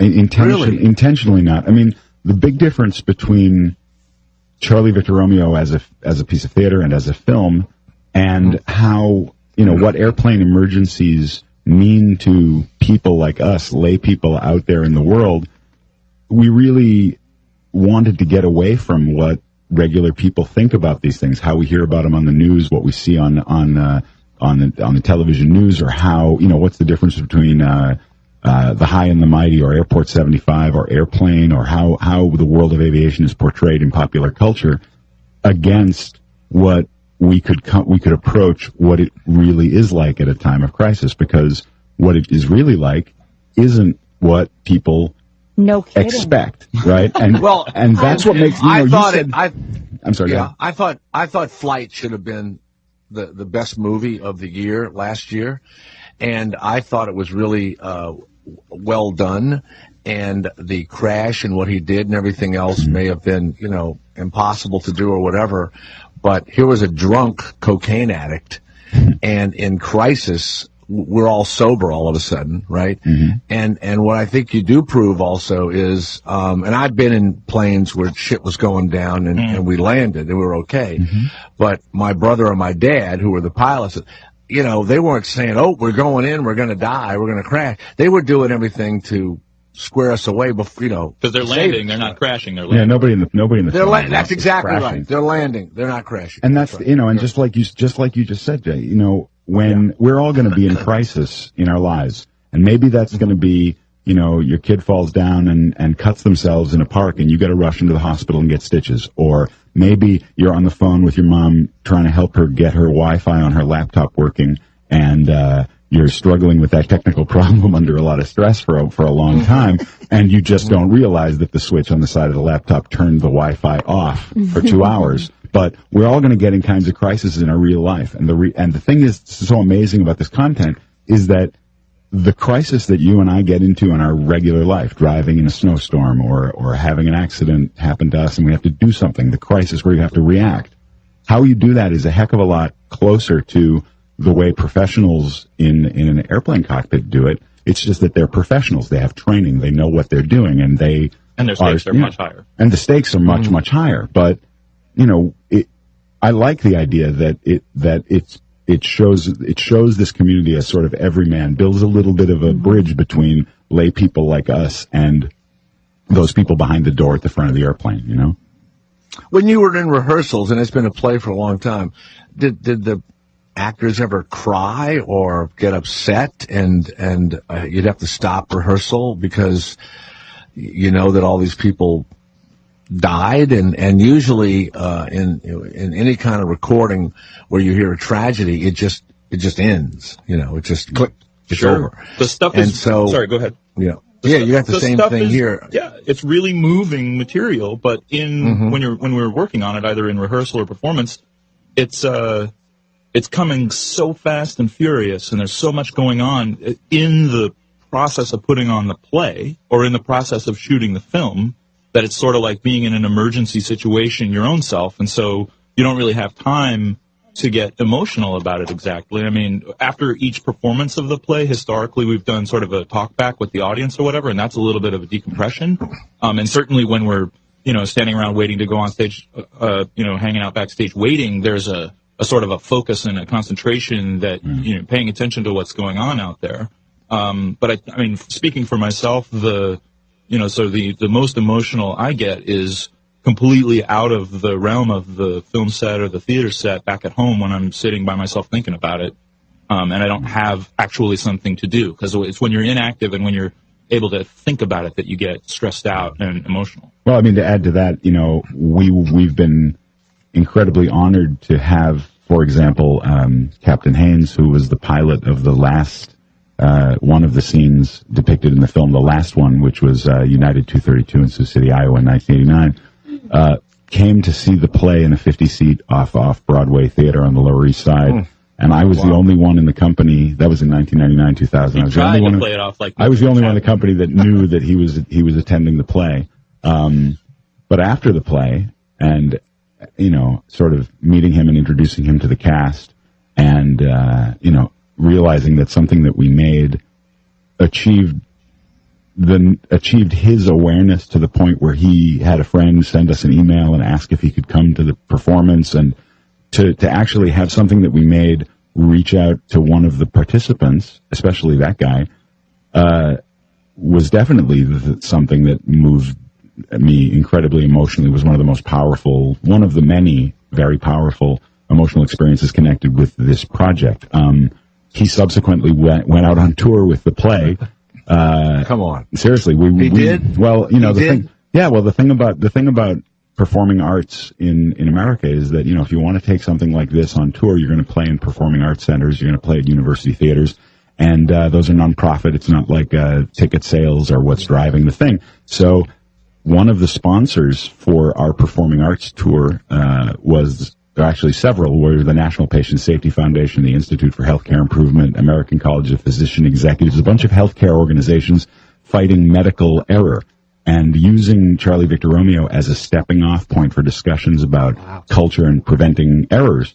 And so Captain Haynes, ever since retirement, has spent his retirement going around and talking about things like communications, cooperations, solving problems, survivor guilt, post-traumatic stress. Does he feel guilty being the captain of the plane, or it was more of like nothing he could do? He explains, his experience, he talks a lot about luck. He doesn't, it's interesting. I've actually asked him a little bit about this. I'm not like saying, hey, what's your deal or anything like that, but he's so honest and straightforward about all of this stuff that it's obvious that it's with him. And then he wishes. Well, I don't think it's a guilt thing. I think he more wishes that he could have saved more people. More than 2/3 of the people on that plane survived. Yeah, I was going to say. And they were all. That was an incredible thing that they did. But he probably does. But I wouldn't. Has he talked? I did a movie of the week about the Hawaiian Airlines plane. That's right. Sure, with the room. You were in the 242, right? I was in the tower. And and I was the guy. They put me in a Hawaiian shirt and everything else. And this is what had happened in that instance. The pilots didn't realize that the roof had come off of the fuselage. It had completely come off, and people were sitting in their seats, and tacks and nails and stuff that was holding down equipment was sticking in their heads, right? And so they're in their seats. One stewardess had been sucked out of the plane. In reality, when the air traffic control guy in Hawaii heard a woman's voice, the cockpit, the co-pilot, he didn't like dealing with the woman. But they wouldn't let us really play that up in the movie. I forget the name of the damn thing. But they landed it, safely. And then when the pilots got out, he looks and he sees Wayne Rogers played the captain. He looks and he goes, holy shit.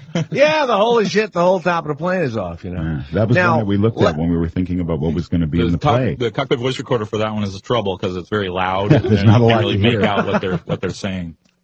Let's go over some of the flights. The first one is American Airlines flight 1572.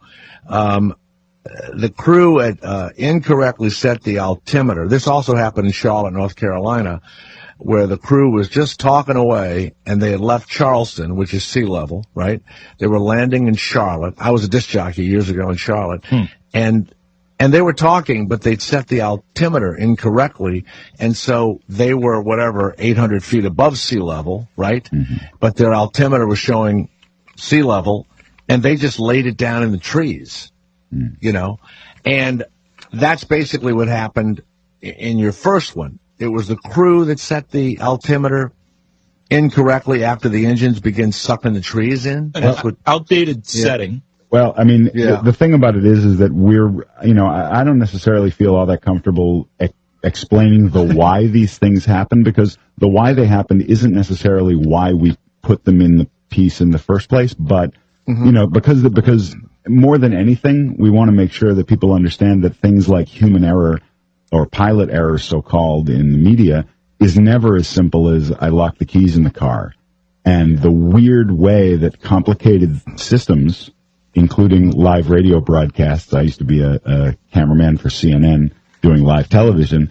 We all work in complicated technical environments, and any one weird thing goes wrong, somebody mispatched that cable, and trying to troubleshoot that in real time, you can't necessarily, say, oh, well, this was the exact reason why. Now imagine you're in an aluminum tube. Right, exactly. So that's coming down fast in the night, at night with the rain. The reality is that with that aircraft and that altimeter setting, because of the way air behaves as it blows over mountains in bad weather, air pressure altimeters function differently, and how frequently you want to update that altimeter, even as a barometric altimeter, when certain weather conditions mandate that you should be updating it more frequently or less frequently, or, depending on local conditions and all of these different complete. Learned about planes since Too much. Did you know anything before? Well, we were geeks, airplane geeks. Oh, you were? Okay. I was into helicopters. So you knew how stuff worked. Sure. Well, now let me go over one, and I won't, belabor it, but this is the Aero Peru airline flight from October of 96, and the maintenance crew had taped over the static ports before washing the plane. They forgot to remove the tape, resulting in the flight instruments, the altimeter, the airspeed indicator, failing while the plane was flying through dense fog, 1 o'clock in the morning over the ocean. And the pilots were reading through the manual, trying to figure out how to solve the problem. They had no idea that there was tape over the static ports, right? Was everyone killed in that flight? Yes. God damn. And what's interesting about that one to me, I mean, there's a few sort of major reasons why that happened, but imagine this was a charter flight, and the initial airplane that everyone was on had a mechanical problem or something. We're not even sure what happened with that, but they had to take it out of service, rush everyone off the plane, prep another one in a hurry, get this charter flight, all the passengers and crew back onto a new airplane, and in that process, this is what happened. And so one, possibly more static ports are covered so that they are seeing good and bad information at the same time. The air traffic controller is regurgitating their information, bad and good, back to them in the air because their transponder is sending information about their altitude and their speed, but it's good and bad information at the same time. Now, depending on the situation, there's a way physically and mechanically to set the throttle and the attitude controls of the airplane for straight and level. But if you're in a situation where there's all kinds of things going on around you and you're trying to troubleshoot a computer instead of fly an airplane and you're a pilot, thing upon thing, it's, complicated chain of events lines up. Nighttime, in fog, over the ocean. And I remember they didn't even know they were over the ocean at some point, right? Are we over water? Are we sure? Is another plane? Can and then somebody I else think come? the plane kept moving to the left, and he's like, "You're veering off to the left." They had no control over it whatsoever. Wow. Well, I mean, the thing about that piece for me is that it's definitely one of those there, but for the grace of God go I. Which is what a lot of pilots have said to us after having watched the play, and they're just like, we know what happened now, but in that situation, I don't know whether I would have done anything any different, and we know that the movie. Go ahead. The movie Charlie Victor Romeo. Go to charlievictorromeo.com and you'll find out how you can get it. And you showed it at Sundance, and now were you part of Sundance, or how did you finance the movie? You go there and you present it to them? We raised the funds to make the film ourselves. Had some Kickstarter in that, some crowd sourcing. Hey, you want to invest in a plane crash movie? Right? So we got a lot of support from people who have been following us over the years and are really, really into what we've been doing. And, what about survivors? Did any families or a survivor ever come to see the play or contact you about seeing the movie? Yeah. We actually, at the film has just actually ended screenings at Film Forum in New York City. We had a survivor of that first incident, the one that crash landed in East Granby, lives in Manhattan, came to see the movie. He also came to see the play after we shot the movie, and he came to our opening night party. We had a premiere party down at the theater where we shot the film. And he has... his experience that he was flying with his children, and everyone survived, and there was some minor injuries, but he recounts that his experience was telling his children that it was just like a ride at Disneyland, and everything was going to be okay. He's, I think, and we've met a couple of other people that survived. We met a guy in Columbus, Ohio, some years ago that survived the UAL 232, and these people all say a variation of "This is with me every day."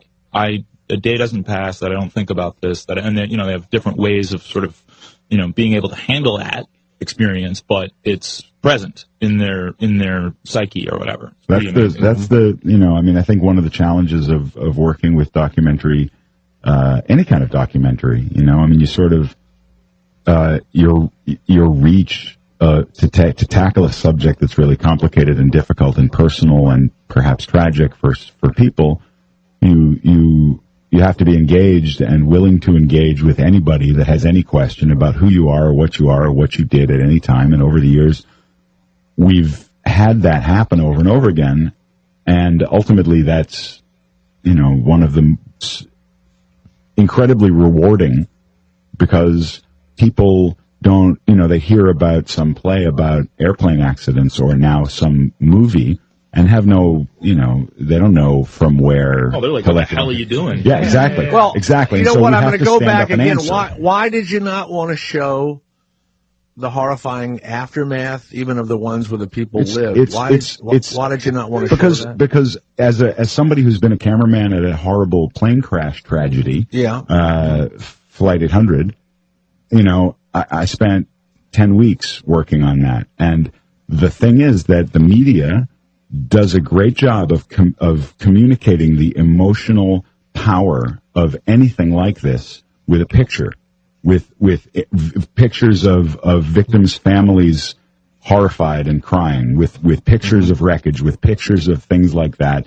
And what it lacks is the sort of technical depth to really get at an explanation of what's going on, what happened, until very long afterwards, right? Because these investigations could take years to get to the bottom of it. So, we really set out from the beginning not to have, Die Hard 2 has some great fuel air explosions in airplanes, and it's a great special effect. But what we really wanted to focus on, and what we're really good at doing, I mean, actors are wonderful simulators of human psychology, and if you get a cast as committed as we have to really understand what they're saying when they say Mach speed trim, and be able to say it in a way that is accurate and makes sense. Did you hire pilots? Did you hire people that had piloted? No, we had pilots in the audience give us notes. Every time. What's your opinion on Flight 800? Just on a tangent kind of thing. My opinion is I agree with the investigation that, you know, the thing that the drag about something like that is that, you know, explain Flight 800. Don't just sorry. Flight 800 was a 747 that crashed off of Moriches, Long Island in 1995, 96. That was a mystery, and a lot of people were like, "Why did this 747 crash?" It probably caused the end of the Arab pilot, right? No. You're thinking of Swiss Air or Egypt Air. Egypt Air. Right, when he said, Allah's great, and go with God. Yeah, go with God, and he pushed 747 basically exploded in midair and crashed off Long Island. Going to France. And people said they saw... It was the end of TWA as an airline. It was a horrible tragedy, and there was all sorts of talk about, there was a missile, and there was a conspiracy, and everything else. And ultimately, the hard thing about that accident, as far as I can tell, is that, sometimes there's wires that are loose and old in a gas tank that now has air where it used to have gas. Fumes. So, God forbid there's a spark in a gas tank that has air, and military aircraft use systems to replace oxygen with inert gas, so if you happen to take a bullet through a gas tank, it isn't going to blow up. But to retrofit airliners with those systems would cost billions and billions of dollars, and the odds that an airliner is just going to have that problem and crash because it blew up is infinitesimally small, and it's a horrible, horrible tragedy that it happened. And the why it happened is that there's an actuarial table that says that, this isn't going to happen very often. Yeah. And so when on the news, they can't explain it like this, and so people begin to think, well, there was a missile, or there was this other thing, and, our imaginations take over. Well, it could have been a missile. Absolutely, certainly. Well, what about in Florida when they were taking canisters of compressed air or something? ValueJet. And now they don't do that anymore. Explain what made that plane crash. I don't know. Actually, that was on fire in the hold. Generators they caught on fire in the hold. The one thing about don't let them do that anymore. The interesting thing about your question, though, is that one of the things about Charlie Victor Romeo is that every single thing depicted in Charlie Victor Romeo happened once and never happened again. And the reality about aviation is that, I've met the folks that work at the NTSB. We were thrilled to have the play on at the Studio Theater in Washington, D.C. We got to be guests at the NTSB's headquarters and meet the people who actually are the true authors. We wrote your script, gentlemen. And those people are the happiest group of working people I have ever met. Those people are psyched and motivated and incredibly happy because every time they do anything at work, they're specifically finding out what happened and the integrity and respect that their organization has around the world for a government agency in the United States to have the kind of pride in that so that they know that if they do some investigation, by the time they come up with a conclusion, they say, well, this is what we suggest because this is the cause that we found. They know that whatever they're saying is saving lives. And none of the things depicted in Charlie Victor Romeo ever happened again because the very, very intense investigation results in changes like you're talking about in ValueJet, or like with respect to the way that static ports are taped over, with the way that hydraulic systems. Well, that was what you said. It was they were doing it really fast. It was a quick turnaround, and that could happen again. That's just somebody forgot. That's the thing, though. It used to be that airplanes were poorly engineered in the 50s and the 40s, and things just went wrong and planes crashed. But airplanes nowadays, from an engineering standpoint, are incredibly safe. The only thing that's left that can cause harm is culture, is communications, is the way that people work together. And that's why everybody's really interested in focusing on that kind of thing. How do people work together when they've never met before? How do they solve a technical problem under a lot of stress? How do they communicate? That stuff is really the focus of how do you make aviation safer It's now. actually really impressive how the industry, I mean, this is a for-profit business, generally speaking. I mean, large companies, big corporate entities are actually focusing on making it safer in a very self-examinatory way. They're looking at themselves and saying, oh, I screwed this up. And it's not the bottom line dollars, it's the bottom line safety. Dollars and safety have to work together in this particular industry in a way that's, I think it's an example for, everybody. For everybody. Look at it, you want to talk about crash. The one in San Francisco recently is amazing. Horrible, the potential for horrible disaster. And ultimately, when you get on an airplane and the flight attendants are like, okay, read the safety card and know where the exit is in relation to your seat and make sure there's no garbage in the aisle. Those are the people who, God forbid something should happen, those are the people that are going to get you off the aircraft safely. And what happened in San Francisco was amazing in that, that I read yesterday that it was that aircraft hit at 16 Gs. It was a New York Times article about that's the like what fighter jet guys do and stuff. Yeah. They hit very, very hard. And yet, I think there were three people died tragically, but over 200 got away and weren't seriously injured, and the aircraft but wasn't that totaled. in the one in San Francisco because the pilots weren't well trained and was it Asiana? I think that investigation's still ongoing, and I don't know why. I don't need an investigation. I don't need that. Done the same flights since the play started, or yes. Do you ever think of adding new ones, or do you only if professionals came to us and the Air Force videotaped the play in 2000 and have used it to train crew resource management in the government, people who fly, ever since. And we felt incredibly honored and rewarded to be thanked by the Air Force for helping keep people safe with a play that we wrote at the time. And if somebody came to us and said, "Wow, the way you guys do this is really useful. Would you be interested in doing this other thing that we think is more useful for these specific training purposes and so on?" Would be incredibly interested. The idea of making like Charlie Victor Romeo 2 all new crashes and on and on. It feels kind of like pandering. But you couldn't like take one out and replace it and slowly. I don't. Wait a minute. Why don't you do? Wait a minute. You just. I gotta do ship sinking when a ship goes down. Yeah. Sure. Yeah. Are there black boxes on that? The recording. There are on trains and buses. All right. What does Robert? Well, then you end up with what? Captain Phillips, right? I mean, that's what something. By the way, before Robert Berger and Patrick Daniels go to charlievictorromeo.com and you'll figure out how to get the film. And it was, of course, a play and stuff. The other thing is, did you see Paul Greengrass's Flight 93, which is about the plane that crashed into in the field, right?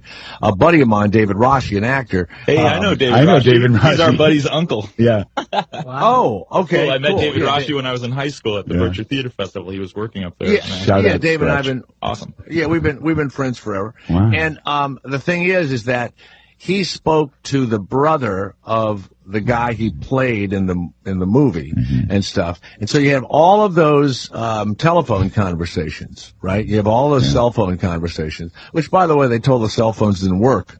Right. That's just because they didn't want you doing it. Yeah. What did you think of that film, that he did his best to figure out what the dialogue was?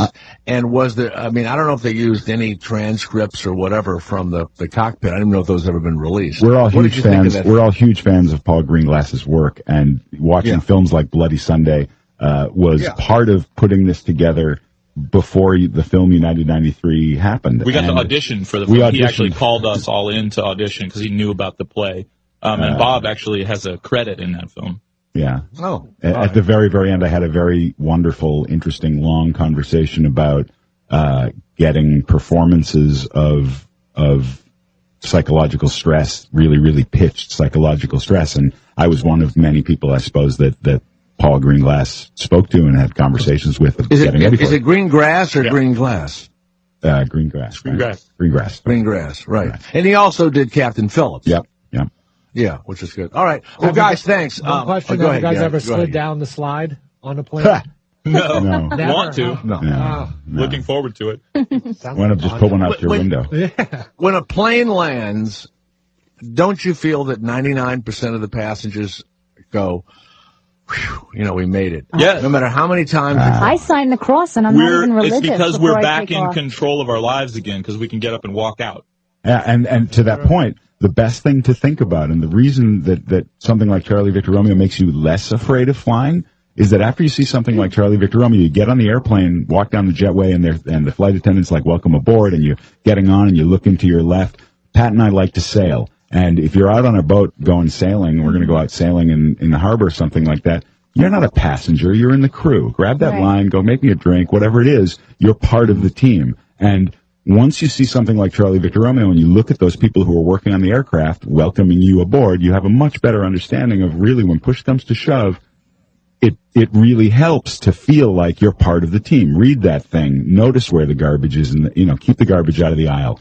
Pay attention to the flight attendants because it makes you feel like you're part of the crew. And they want you to feel like you're part of the crew. And when you feel like you're a little bit part of the crew, you feel safer, you feel more involved, and you're actually more useful. God forbid there should be a problem, right? I don't know how I'm going to sit on a plane while they de-ice it the next time around now. Cause they won't be showing.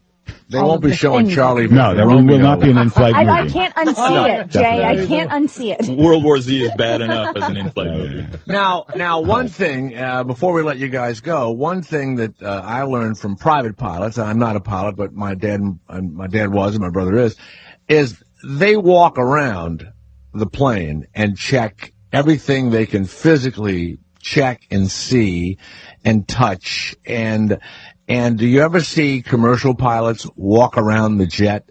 And could a pilot have seen the tape over, whatever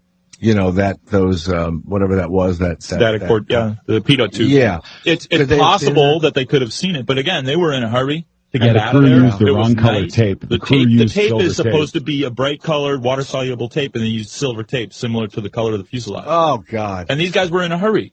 And they were like, well, how do you think the crew feels, the idiots on the ground that did that? Well, imagine, everybody that was on that plane is dead, and those people that were on the ground, there's a guy or a girl or whoever it was that actually did that. They have to live with that for the rest of their lives. And they probably think about, try and put yourself in that situation. It's a horrible thing. But that's those things, those systems, you have to, how amazingly well those systems back each other up, and how the industry is so interested in figuring, all of the different things that make it so safe is all about checking each other's work, making sure that you're working as a team, and how, that's an example of how economy or culture or whatever makes something go wrong. But the attention to fixing things like that has a lot to do with making people like that, who are, say, responsible for walking down the runway looking for foreign objects on the ground, feel like they're as important and as valuable as the guy who's flying the airplane or the guy that's running the airline. And that's what makes that, to me anyway, that's what makes those cultures so interesting, because everybody needs to feel like they actually play a really valuable role in accomplishing the mission, right? Getting the airplane from point A to point B. Somebody called us and said that, Sully, the guy that put it down in the river there, his black box was Sully on the, is? Yep. No, his black box was on the news, the recording. That's what I thought too, yeah.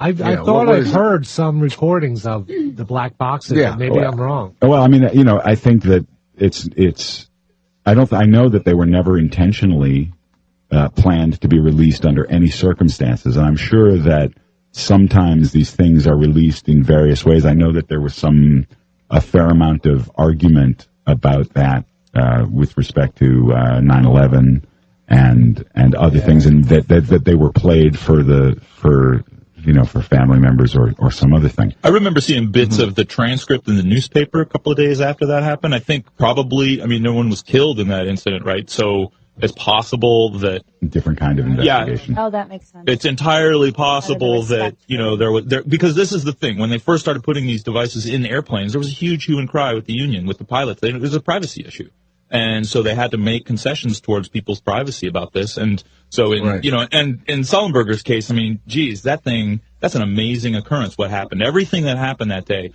Boats in the harbor, the plane land. There's good weather, a bunch of amazing things went down, and so. It's kind of I think everybody could say, if if it actually was part of the CVR that we heard and not some other recording somewhere from some other source, they could have said, oh, yeah, okay, well, 10 seconds of it. Go ahead. Why not? Or something like that possible. YouTube Sully Black Box and nothing comes up, so maybe we just imagine we heard it. Could be a tower recording. It could be. Why did that plane float? Because he laid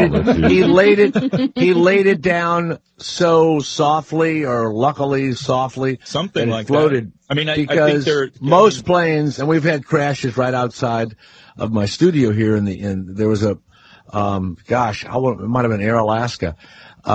They lost their rear ability. On the rear wing, they lost their ability to guide the plane. This one, they crashed pretty catastrophically. Sullenberger got a chance to try and land it on the river, and that airlift is the one I'm thinking of. They kind of nosed down.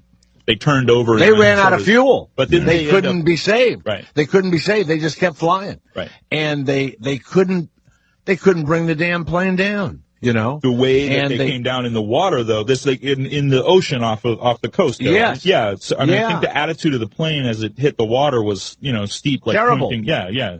I mean, it was like landing on the river, and it started to sink. And people were definitely, as I remember reading about it that evening and the next day. They were in a hurry to get the boats, all the ferry boats there and get all the people out in case it began to sink. I mean, it did float down the river. It was, tide was happened right outside the window of the office that I was working in on 31st and 10th Avenue. You could saw it float by. It actually. That's bullshit. You didn't I'll send you a picture. I'll send you a picture. The Charlie. It landed Charlie around 50 Victor in Romeo. The 50s. That's bullshit. What a liar. What a filmmaking liar. Yeah. But the guys tried to lay it down in the ocean. They were waiting for it to run out of fuel. And they just couldn't get the pitch correct. You're right. They couldn't. Well, of course they couldn't guide the plane because they didn't have any. What would be the rear rudder? I think it was a jack screw that was controlling. Yes. If I remember correctly, it was a jack screw that was controlling the actuation of the elevators or the rudder. Wow. I don't think it was the rudder. I think it was the elevators that they didn't have attitude control. They could turn side to side, but they couldn't go up and down easily. Yeah. And once you're going slow, you have trouble with that anyway. Yeah. Thank you very much. Robert Berger, Patrick Daniels. Go to CharlieVictorRomeo.com. It's a movie that's theatrically being run around. It was in New York at Sundance, and it's an actual recreation of what was said from the black boxes, of the transcripts of them, of 6 horrifying plane crashes. How can we see it? Well, it's playing in Los Angeles through the 13th. I think there's screenings today and tomorrow at the Downtown Independent in Los Angeles, and it will be available on the internet and hopefully in many, many more movie theaters upcoming. Nice. So we're working on it. There's a mailing list at CharlieVictorRomeo.com, so we'll let you know. Nice. Good. And Christina has a screener, Garrett. She can let you see the screener. So, hey, thanks, guys. I appreciate it. Thank you very much. You're very welcome. Thank you. All right, my pleasure. Time is running out. Make sure that the one you care about the most gets some Sherry's Berries for Valentine's Day. It's quick, it's easy. We've been giving them away today as little special gifts to people. They are these huge, unbelievably large berries that have all sorts of different wonderful, tasty coverings on them. Also, you could send a beautiful bouquet of flowers, and, have the dipped strawberries delivered from Cherry's Berries with the flowers, $39.99, white milk, dark chocolate, chocolate chips, swizzles, nuts, and you get these beautiful and classic flowers. All you need is my code, which is J. Thomas. And here's the only way to get this amazing Valentine's Day deal. It's Berries, BERRIES.com. Click on the microphone top right-hand corner and put in my name, J. Thomas. Berries.com. Click on the mic and put my name, J. Thomas. 2 days of love from Sherry's Berries. Yeah, they'll stagger them for you. Send her a beautiful bouquet of flowers, and then the next day, have those dipped strawberries delivered from Sherry's Berries for only $39.99. It'll be one of those, oh my, then the next day, oh my goodness, like that. In fact, she may think that her boyfriend is sending him something, for the next day, and the private investigator can look at it. Berries.com. Click on the microphone and you type in my name, J. Thomas. The Jay Thomas Show. Afternoons. Indy. Sirius XM 104.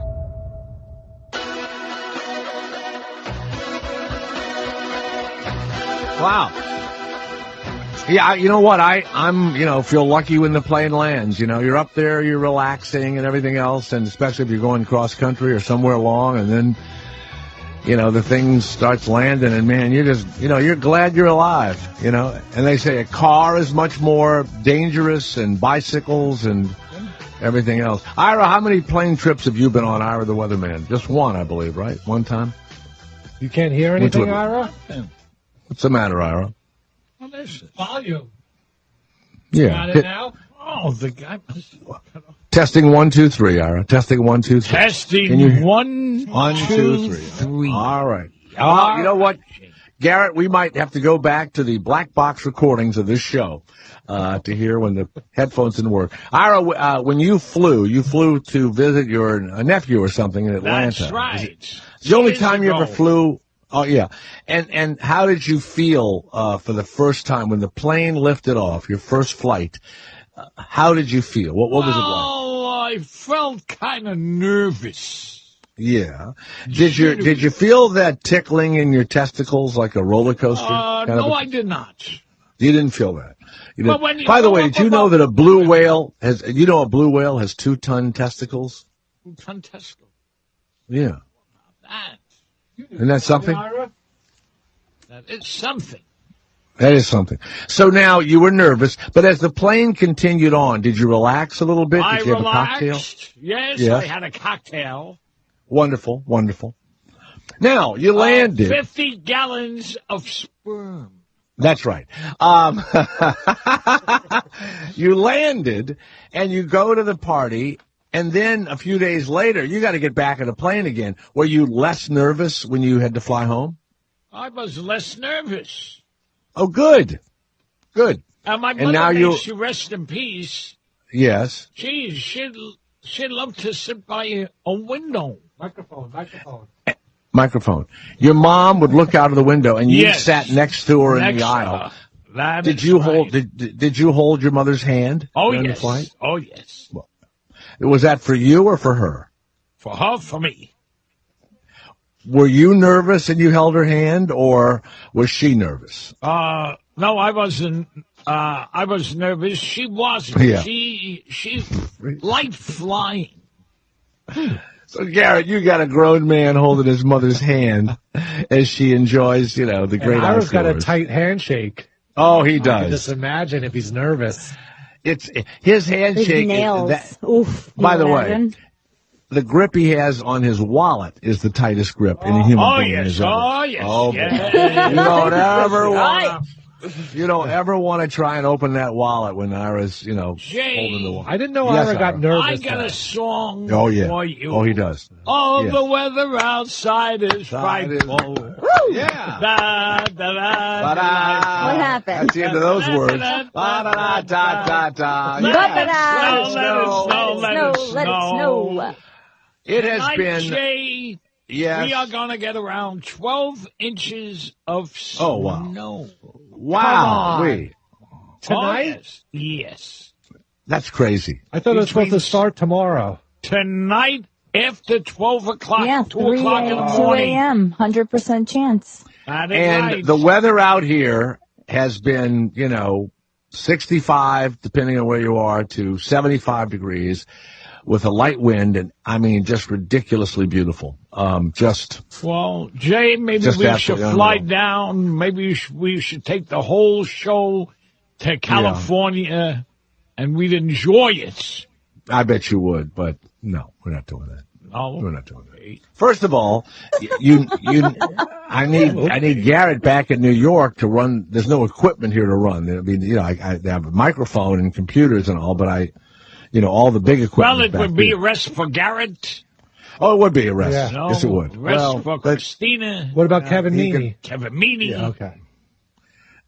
You know what? And we couldn't all fit in the studio and everything else, and it would really, well, last week when we were in that other studio. That's true. Oh, yeah, it was. We were jammed up. But you see, it's theater of the mind. You don't have to tell people. No one needs to know. No. This is like the cockpit of a plane. The pilot doesn't get on the loudspeaker and tell the people that there's trouble. He stays very calm. Same thing when we're, flying the Jay Thomas show. Like, people listening to radio think you're in a gleaming, state-of-the-art studio, which we do have. But years ago, Garrett, as you know, there were some shitty buildings with shitty equipment for radio stations. I mean, horrible. Oh, God. We would have remotes in, like, smaller towns, and you can't imagine that people were broadcasting out of them. No. I mean, when I was in Pensacola, we had a big open field, and I was on the air, and the air conditioner didn't work, so I opened the kind of a door there, and a cow stuck its head in while I was broadcasting. I'm not joking. No soundproofing. It'll just be like a big empty room, and they have to deal with echoes, and it's just all of it crazy. And then you listen on the air, and it's just oh my God, they're broadcasting, their voices are booming and all. Well, look, Jay, before we leave, I want to wish all my Chinese friends a happy Lunar New Year. Name one Chinese friend you have. Mr. Wan. Okay. Mr. Kong and Mr. Hong.